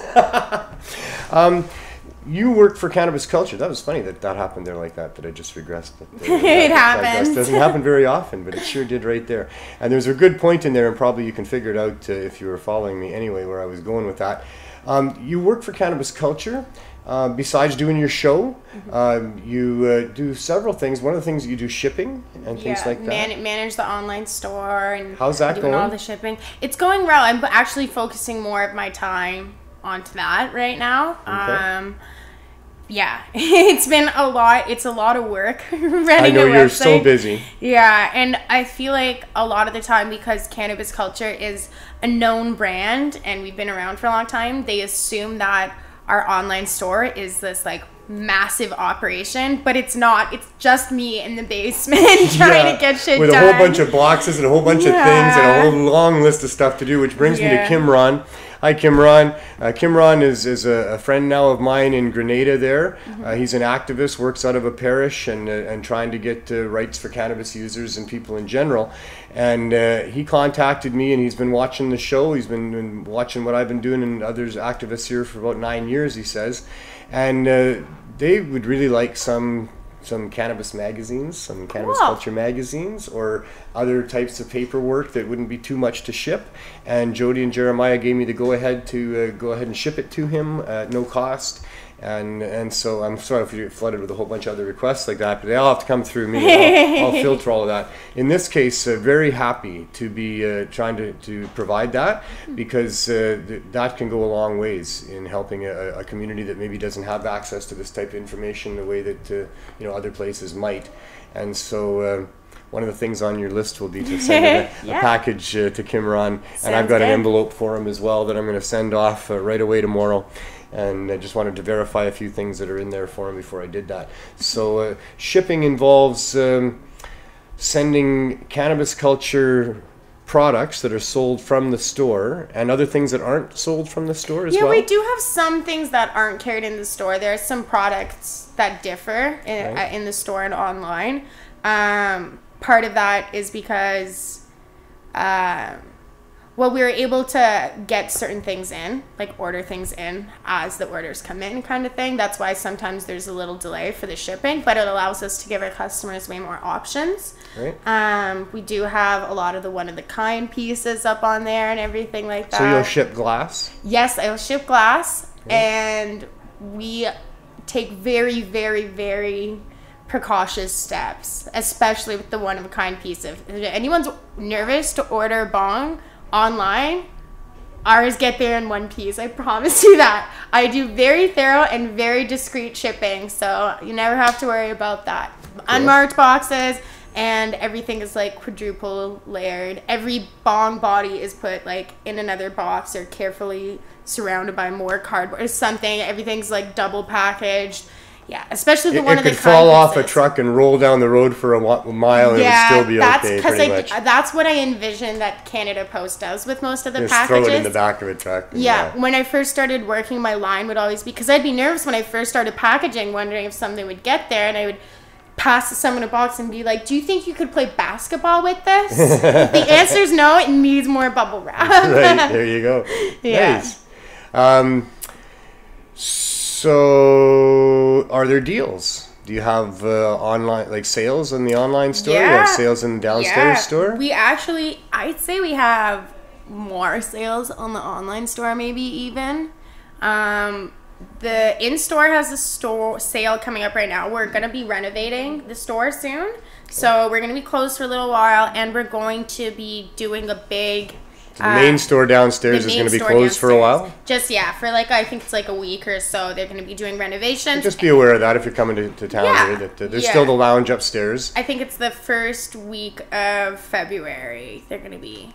Probably. We'll get some dates and post them online. You already have some of the better selling stuff in the lounge available as well now anyway. We do have some things, like you can get papers and pipes and so you might move some shirts up into the lounge for a week or something like that. But we are going to be doing a renovation sale right before the renovation, so we can kind of clear out some inventory and make room for new stuff. Lots of clothing is going to be on sale then. And then right after that, the online store is going to be doing a Valentine's Day sale. I see. Which I'm going to be posting probably this weekend. So do you do gift cards? Not on the online store yet. Are there gift cards available for the storefront? For the in-store, yes. Okay. You can get gift cards. So that's something to consider, is gift cards for the online store, because some people like that. That is something to consider. Yeah. That would be fun. Cool. Yes. So what's your future? What are you going to do coming up here? You got any projects other than working for Cannabis Culture and doing your show, or are you just going to take it as it comes and see what you get invited to, or anything you can tell us about that's on the horizon? I have some ideas for some ways I can build on my arsenal of skills as an activist, but I'll wait to fully disclose them until they're a little more in the works yet. Okay. Still just, So the show's going to keep on going on as it has? Yes, I will keep doing the show no matter what. The 420 Lifestyle show will go on. I feel like there's something about that show that it's always going to be on Paw TV now. I feel like that's... Even if I were to ever step aside from the show, which I don't think I don't plan on doing anytime soon, and I always plan on having a show, I would definitely just pass it off to Celeste. And I assume, knowing Celeste, she would probably pass it on to whoever she brings on as a co-host. And I like that idea. I hope that forever the 420 Lifestyle show is just a pillar. Because I think that's, like we talked about before, it's very important to show those two aspects of the 420 lifestyle. That's how much fun it is and how safe it is, and that's what you guys do. And I mean, we get to do fun things. Like, I remember there was one episode we were it was doing cupcakes or something, and it was the same episode we were talking about the pipeline. So the whole time we're being silly and giggling and eating medicated cupcakes, but whenever there's a moment where the conversation dropped, it's like, so yeah, pipelines suck, oil sucks, we need to be turning to hemp. And it makes it so that we can kind of propagandize people to stop being anti-pot. If there's a dull moment, you got something to throw in there. Yeah, for sure. Well, and all the while, it's kind of fun and lighthearted, and it doesn't... It can be really depressing thinking about all the negative impacts that cannabis prohibition has. Absolutely. So we like to be able to talk about it and inspire people to care about it and try to make a difference without having them feel at the end of the show. Despite the horrors of prohibition, you try to have as much fun as you can. Yeah. That's all we kind of got, right? Yeah. So 420 is coming up. We're within 100 days of that, 3 months. So that's very exciting. Yes. There's going to be some headlining guests that they're talking about, some pretty exciting people. Do you think you're going to get them on your show? I don't know. That would be pretty cool. We'll have to see. We should get them to write it into the deal, right? That they're going to come and be at 420, that they have to come on the pot TV shows. I think it's hard sometimes, though, because depending on the names we get, like, we couldn't get Cypress Hill to do that because we had them in town for the day. Yeah. And they were booked the day before and they were booked the day after. So we talked them up on the shows beforehand and afterwards. Exactly. But we would have had to actually pay them for another appearance in that situation. Then sometimes we've got people like, Seth Sandubi, Rogen, and he's willing to come by the studio and hang out. Sure. Seth Rogen, I don't know about Seth Rogen. I know he's talked about coming to the studio before, but he hasn't done it yet. So it'd be cool. Yeah, he mentioned it to Jeremiah that he was going to stop by the studio once years ago, and Jer ran into him filming in Vancouver, and he went up and he's like, "Is that Seth Rogen?" And he's like, "Hey, it's Pot TV." So they were like, "Yeah, come smoke pot with us later." And he's like, "For sure, I will." And they're all like, "You're not gonna come." And he's like, "Yeah, I will." And he didn't come.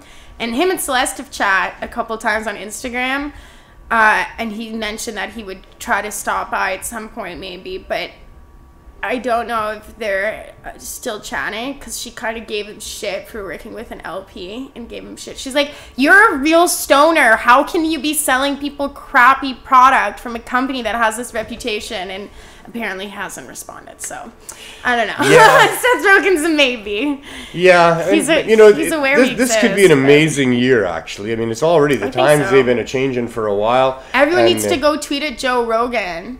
Well, Joe Rogan's going to be in town on 420 anyways doing a show, so everyone should be tweeting at him and being like, "Just swing by and smoke a joint. You'll love it. Your viewers will love it." The lies about cannabis have been hurting people for a long time. Yeah. People have been hiding from their cannabis use and hiding their cannabis use from the public for a long time. Celebrities especially, they couldn't talk about it. Now with a different climate, with the so-called legalization such as it is, still should be licensed enough for a lot of celebrities to come and step forward and to talk about their experiences and how it's helped them and how prohibition has perhaps hurt them in many ways. And I think that Pot TV is a great vehicle for many of these celebrities to come on out and come sit down on the couch with us. And well, they're all welcome anytime. They certainly are. and maybe this could be an amazing year when we get some of that going on for sure. That would be cool. You've done things at 420, like run around with a microphone and interviewed people for the big screen. Are you going to be doing that again this year? Or you got any plans for that? I didn't end up doing the running around. I was supposed to do it not last year because we knew it was pipe recording. The year before was supposed to be our first year having someone in the audience the whole time, and I was going to be doing that, but we ended up not being able to because there was way too much bandwidth getting chewed up and stuff. We talked about that a lot leading up to it. I was so excited. And for me, the day is just a whirlwind of stuff. So yeah. So I don't really pay a lot of attention to what's being put over the screens or anything like that. It was something. So I just assumed that all happened. And then that should happen. We need to make that happen. But we were talking about it too. And the other fear is my main job on 420 is social media. Like all I pretty much do on 420, take a picture, pick a picture, post a picture, take a picture, pick a post, and then take a bunch of pictures to post after, and then post a video. That's all little videos, I pretty much do. Pardon? Little videos work well for social media, right? Yeah, they do. Yeah. But so you can do a bunch of little videos and post them all day long. But that's what I do. Is pictures and videos all day long, and it takes a lot of work, and not just. If I were to just do that, we would end up with 12 pictures from 420. So I have to do that along with take the 1,500 pictures that I also do and then edit later. So we decided that definitely would be difficult to have me in the audience this year, any year, because to risk me not being there for 420 or not being able to get as many. Right. You don't want to sacrifice some other important things for it. That's for sure. And it'd be really nice if that could happen because I thought that the visuals on that. The pressure of social media, it's so much more now. Like when I first started, Jeremiah was running the volunteers, running around doing all the things he's doing, and taking all the pictures and doing all the posts. And we were helping him with some of the pictures and posts when I first started volunteering.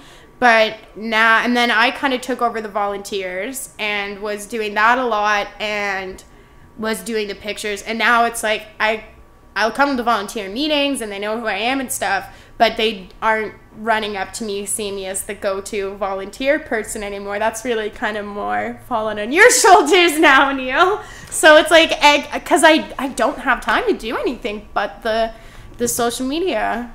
And maybe order some pizzas. So speaking of social media, how do people find what's going on at Cannabis Culture? You're on Instagram, I would imagine, and Twitter and all that kind of stuff. What are the handles people are using? Oh, well, you can find us, Cannabis Culture Official, Cannabis Culture Magazine, Pot TV Network on Instagram. You can find Facebook pages for Pot TV, Cannabis Culture, Cannabis Store. We got Twitter pages for them too. 420 Official has a Twitter and an Instagram and a Facebook page as well, which we're getting the ball rolling on those big time again now. So stay tuned for that. Lots of fun stuff. You can follow me. Are you involved with the selling of booths or anything like that? Do you know when that's going to start? Sort I was asked just the other day, when are they going to go up We are going to be starting really, really soon. We've been talking to some people about sponsorship and stuff like that soon.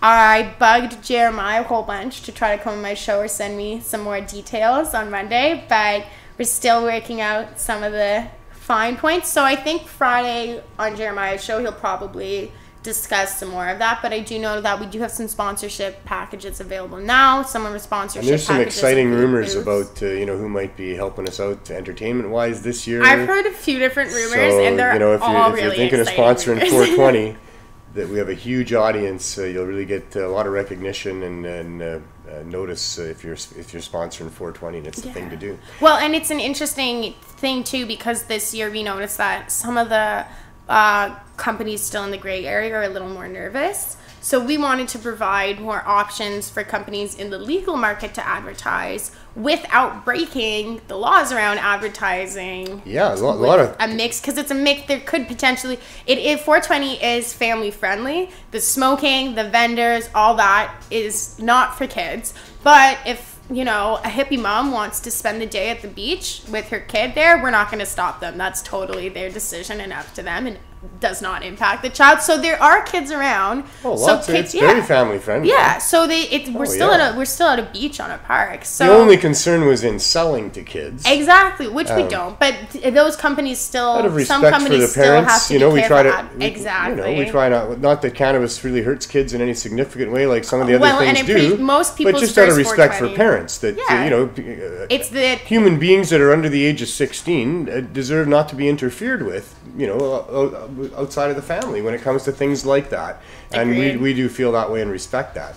I will say though, I think a lot of people smoke pot at 420 when they're teenagers, but for me, it was like we already were smoking pot all the time. You don't go to 420 to try to smoke pot for the first time. That's a horrible idea. The odd person might, but typically you might, but that would be like, I'm gonna try having alcohol for the first time and like drinking a 60 of Jameson. Like, no, you're gonna dip your toe in. At 420 is a celebration, and it's people coming together to celebrate the culture and the plant they love. Right. You're not gonna be there if you don't already like at least like the plant. 420 is also a demonstration.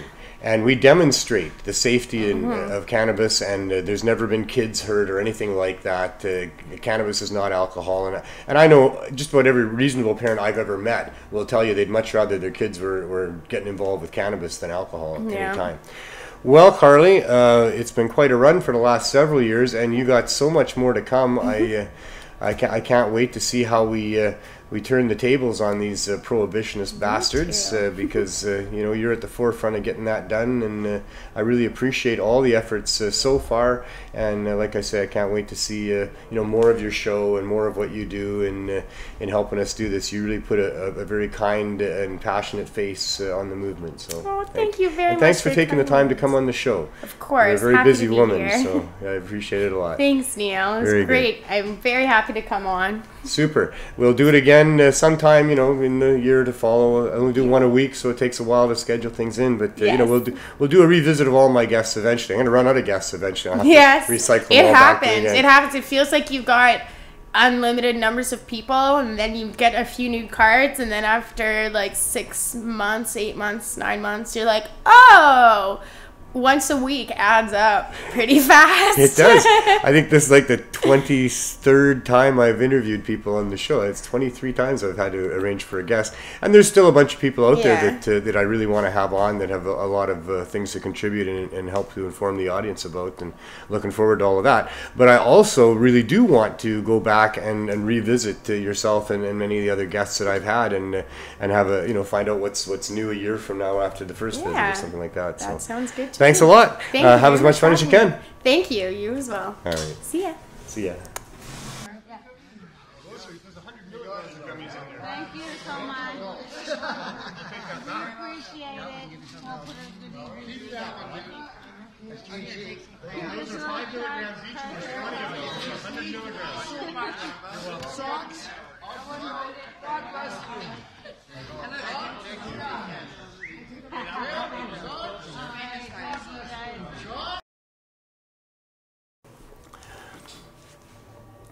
Yeah, so this is a CSP update segment of the show, and the CSP is almost into its full 3rd year completed now, which is awesome on some levels, and it's terrible on some other levels. The CSP was a project that I started to address the city of Vancouver banning edibles from the dispensaries that they were licensing, at the exact same time as we were being hit with an opioid crisis and people were dying of street drugs being tainted with fentanyl. And so my response to that was outrage, and I decided that I would arrange to try to give cannabis away in the form of high-dose edibles in violation of the city bylaw, to address the issue, to get edibles back into dispensaries as being one of the products that they should have there, and to allow for high-dose edibles, and to allow for medical cannabis and all of those kind of things. And it's 3 years later, and we still don't have much to show for it. The city did pass a resolution about 3 months ago now, because of our efforts, that says that they will license the distribution of cannabis with low barrier access to address the opioid crisis. We've yet to have a place open up in response to that, but that is in progress and being worked on, and hopefully that will happen. But in the meantime, we've got these poor people that are benefiting from our project that still have to come and line up outside in the rain and in the cold and in the snow to get the medicine that they require and the help that they require. And just shame on the government. Like, shame on the government. They're throwing millions of dollars at different types of things to address the opioid crisis, and all of it's just, money down the toilet for the most part. They're not supporting what we're doing, and what we're doing is a real answer to the opioid crisis. High-dose edibles work for people in transitioning off and going through the withdrawal stage of opioid misuse syndrome, if you will. And then it helps and can act as a substitute for what the opioids were providing. Cannabis high-dose edibles do that and are able to do that, as opposed to just the smoked version of cannabis or the vaped version of cannabis, because there's a level that you reach when you're smoking cannabis that really can't be surpassed. That 3rd gram of really good BC bud is not going to do much more for a person after smoking the first 2. But when you eat cannabis, you can eat way too much. You can eat so much that you can be comatose for a few days and feel no pain. Thankfully, it won't kill you. But because you can eat too much, you can find the right dose and you can eat enough. And so this needs to be understood. The media needs to be coming and seeing what we're doing and reporting on this. We are breaking Canadian criminal law every time that we go there and hand out hundreds and hundreds of high-dose cannabis edibles to people. Why would that be the case? Where's the government on that? If this is a crime, then they should be investigating that crime. If there's people being harmed, they should be finding out about that. In fact, what they would find out is that people are being helped, and helped significantly. and that they should be helping to help those people significantly. We're stretching our limit with the CSP. It's been 3 years. We've got regular donators that have been helping us continue this project that are running out of steam. And hoping and expecting that by now we would have accomplished the goals of having government support and having low dose or low barrier access to high dose cannabis in the form of storefronts and medical cannabis dispensaries back in place as they should be.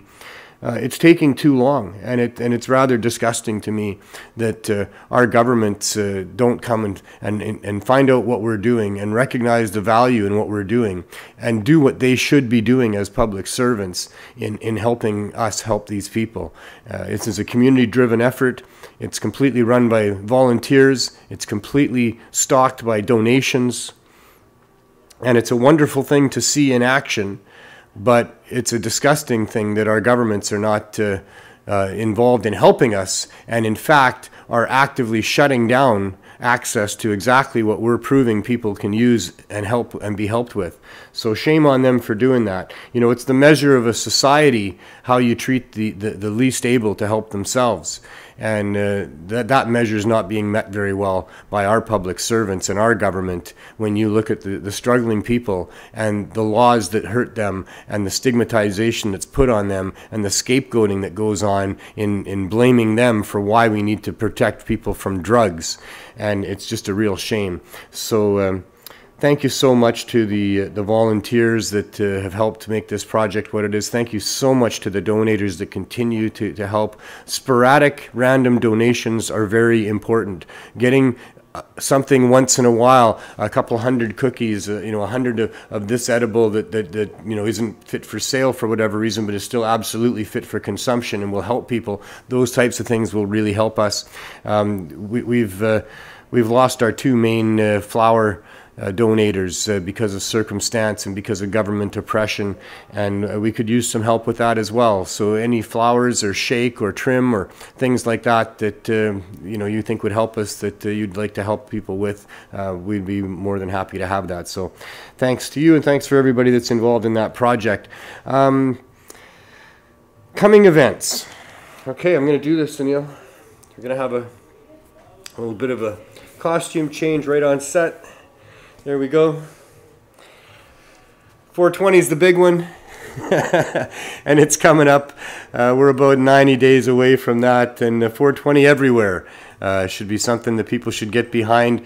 I understand that Ted Smith is going to have a great 420 going on in Victoria over there, and I'm sure that there's other great 420s planned all across Canada and around the world.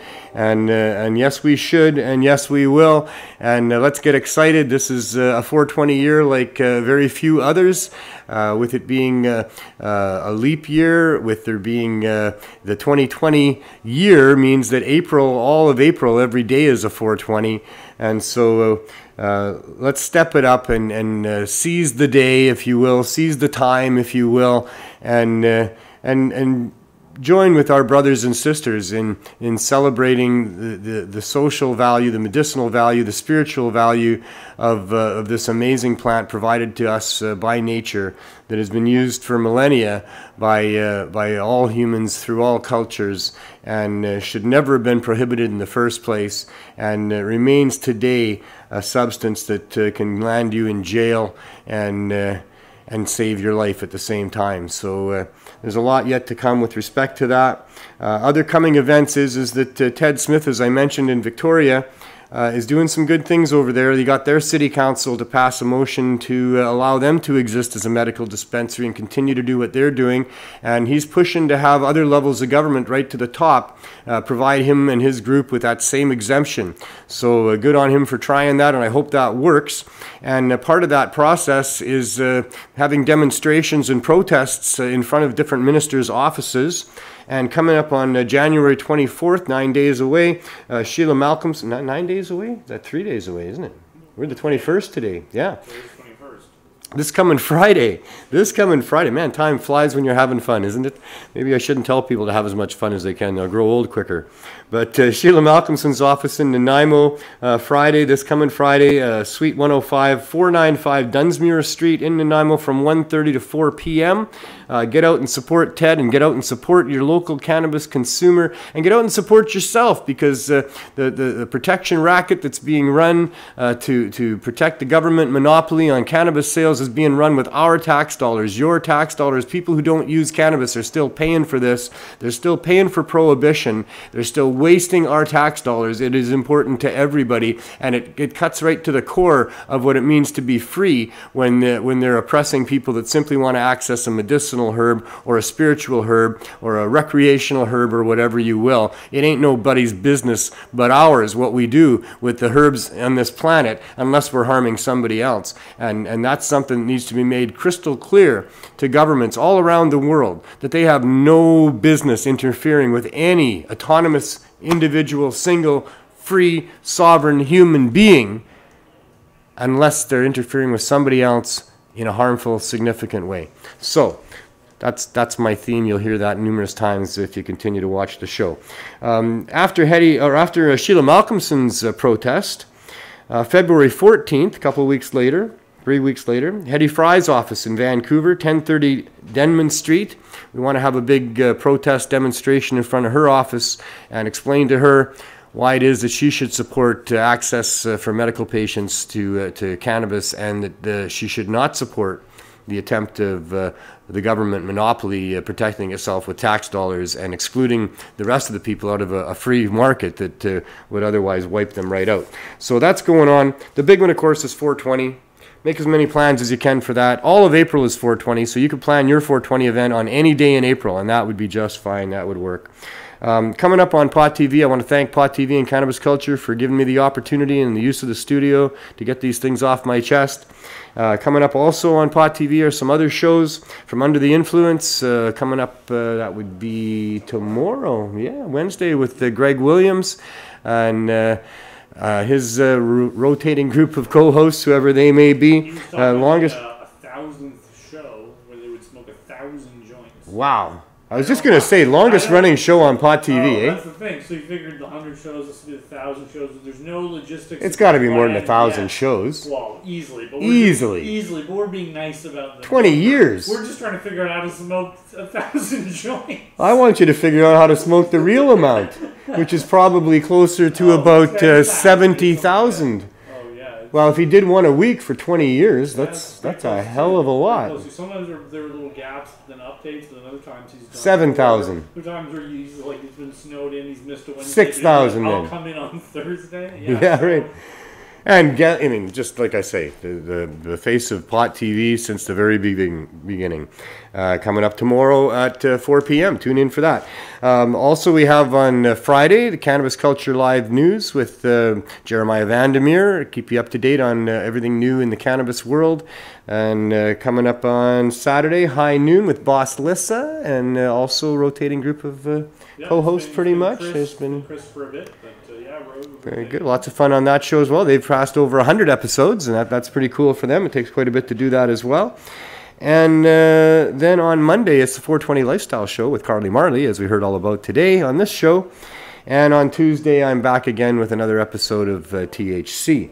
Thanks to my guests. Thanks to Glenn, 8 out of 10 Glenn, CannaMatch.ca. Check that out and find yourself a CannaMate. And Jerry Martin for always helping us out with the Martin Medical Moment, which is going to get interesting as the weeks go on, and many of these cases come into courts, and we get some results to talk about.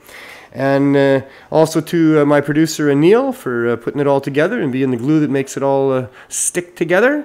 And all of you for watching, and have as much fun as you can until I see you next time. Carry on.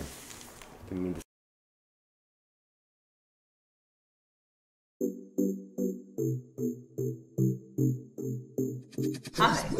Hello. Hi. Hi. Hi. Hi. Hi. It's high noon here in the studio. Look at it. Look at the bud.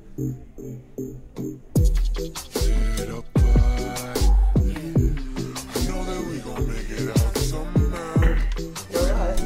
Right there. And it was just like so many people, and I was like, whoa, this is amazing. I was like, I have to cross it. Acronyms, baby.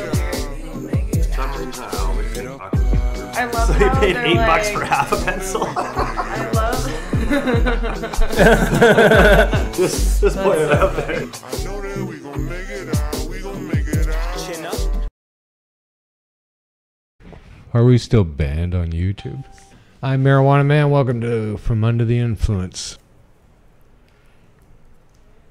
If they had weed, guaranteed they would make money. That's the only conclusion I can come to, is they don't have any weed. Because people are still going to buy it, for God's sakes. People actually like weed and want to buy weed. And a huge number of people have no choice but to come and buy it from you. And still, you can't make money? Holy fuck. Now what?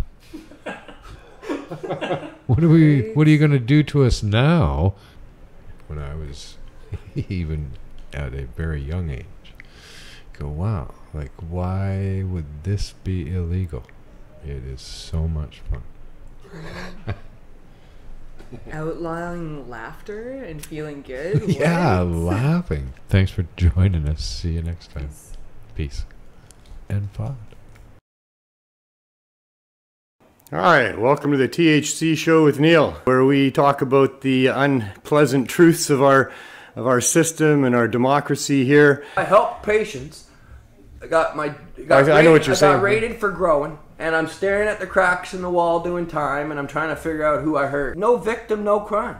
And we look for avenues of hope and ways that we can change some things. As you can see, there's a lot of people, and there's a lot of care packs that we're handing out there. I am not a criminal. Wow, look at this. Right, hey, it's 420 for sure now. Got you. And I'll be back next Tuesday for another episode of THC, Truth, Hope, and Change. Go about changing the world as best you can, and while you're doing it, just have as much fun as you can. Thank you. Hi there, welcome to the 420 Lifestyle Show. I'm Carly Marley. She's taking a dab. Thanks. We can play the Sick Moose video. Oh yes, Sick Moose video. Let's play the Sick Moose video.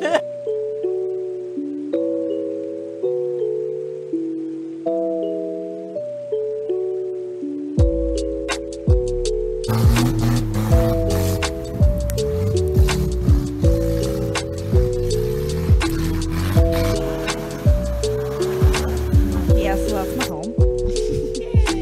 That's like all over the place, I guess.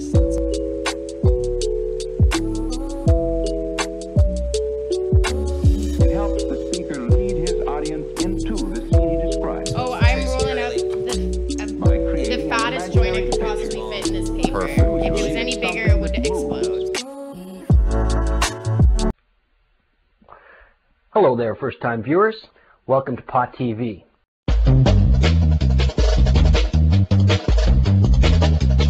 Welcome to Pot TV. Let them go!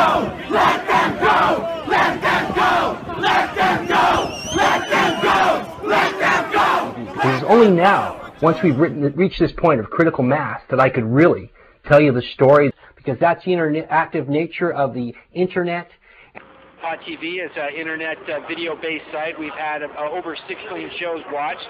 We get about 10,000 shows watched a day. Shows on growing marijuana, medical marijuana, politics of marijuana. And at that time, most magazines or books revolving around marijuana were prohibited literature. From cookbooks to grow books, books about the cannabis culture, mushroom books, even psychedelic books. The mass injustice being done where millions of people in this country are being scapegoated, having their rights and their property and their leisure time and their privacy and their freedom of movement all stripped away from them. And they pulled me off the line, and pushed me down and put me in handcuffs, and they locked me in the patio. This is what it's all about. A little green plant. You, the taxpayers, are being asked to subsidize a war on a little green plant. I know it's scary and difficult and frustrating, and politicians are a fraud. Try and change that and be a voice of truth. For many, many years, decades. In 2001, Canada legalized marijuana for medical purposes. Pot TV News Flash breaking story, July 9th, 2003. I became leader about 9 months ago. You have how many locations and how long have you been serving the people of the community for? Well, I started in 2004. Because as long as you're not hurting anyone else, as long as you're not causing any harm, then why should you be dealing with police or prisons or agents of the government? A former DEA agent and author of Powder Burns, Cocaine Contras and the Drug War. In the media often, and the media reports uncritically all too often. I saw this video and I was like, whoa, man. Seems like there's something to this.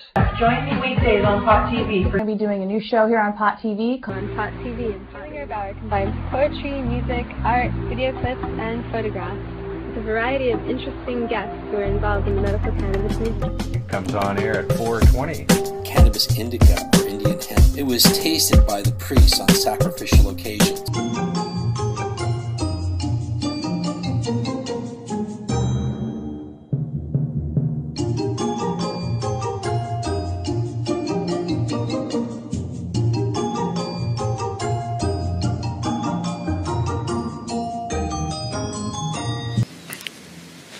So I'm gonna stop and smoke a joint. Just figured I'd show you my surroundings here. Beautiful, beautiful little flowers everywhere. Hemp and its many applications, how hemp can be made into paper and fuel and clothing and that. Two different samples. Now these are the same cut, grown in the same room with two different soil mixes. As a line diagram, okay, and this is a cross-section of a bract. Now on some of these plants too, there's something called pre-flowers that form. Sometimes 8 to 12 weeks into the veg cycle, you can look 3 or 4 sets of branches down from the top. Hey, wait a second, I'm not even smoking joints. I'm talking. We need real cannabis dispensaries. Many patients who use cannabis as a medicine need access. You're taking the medicine away from sick and dying people.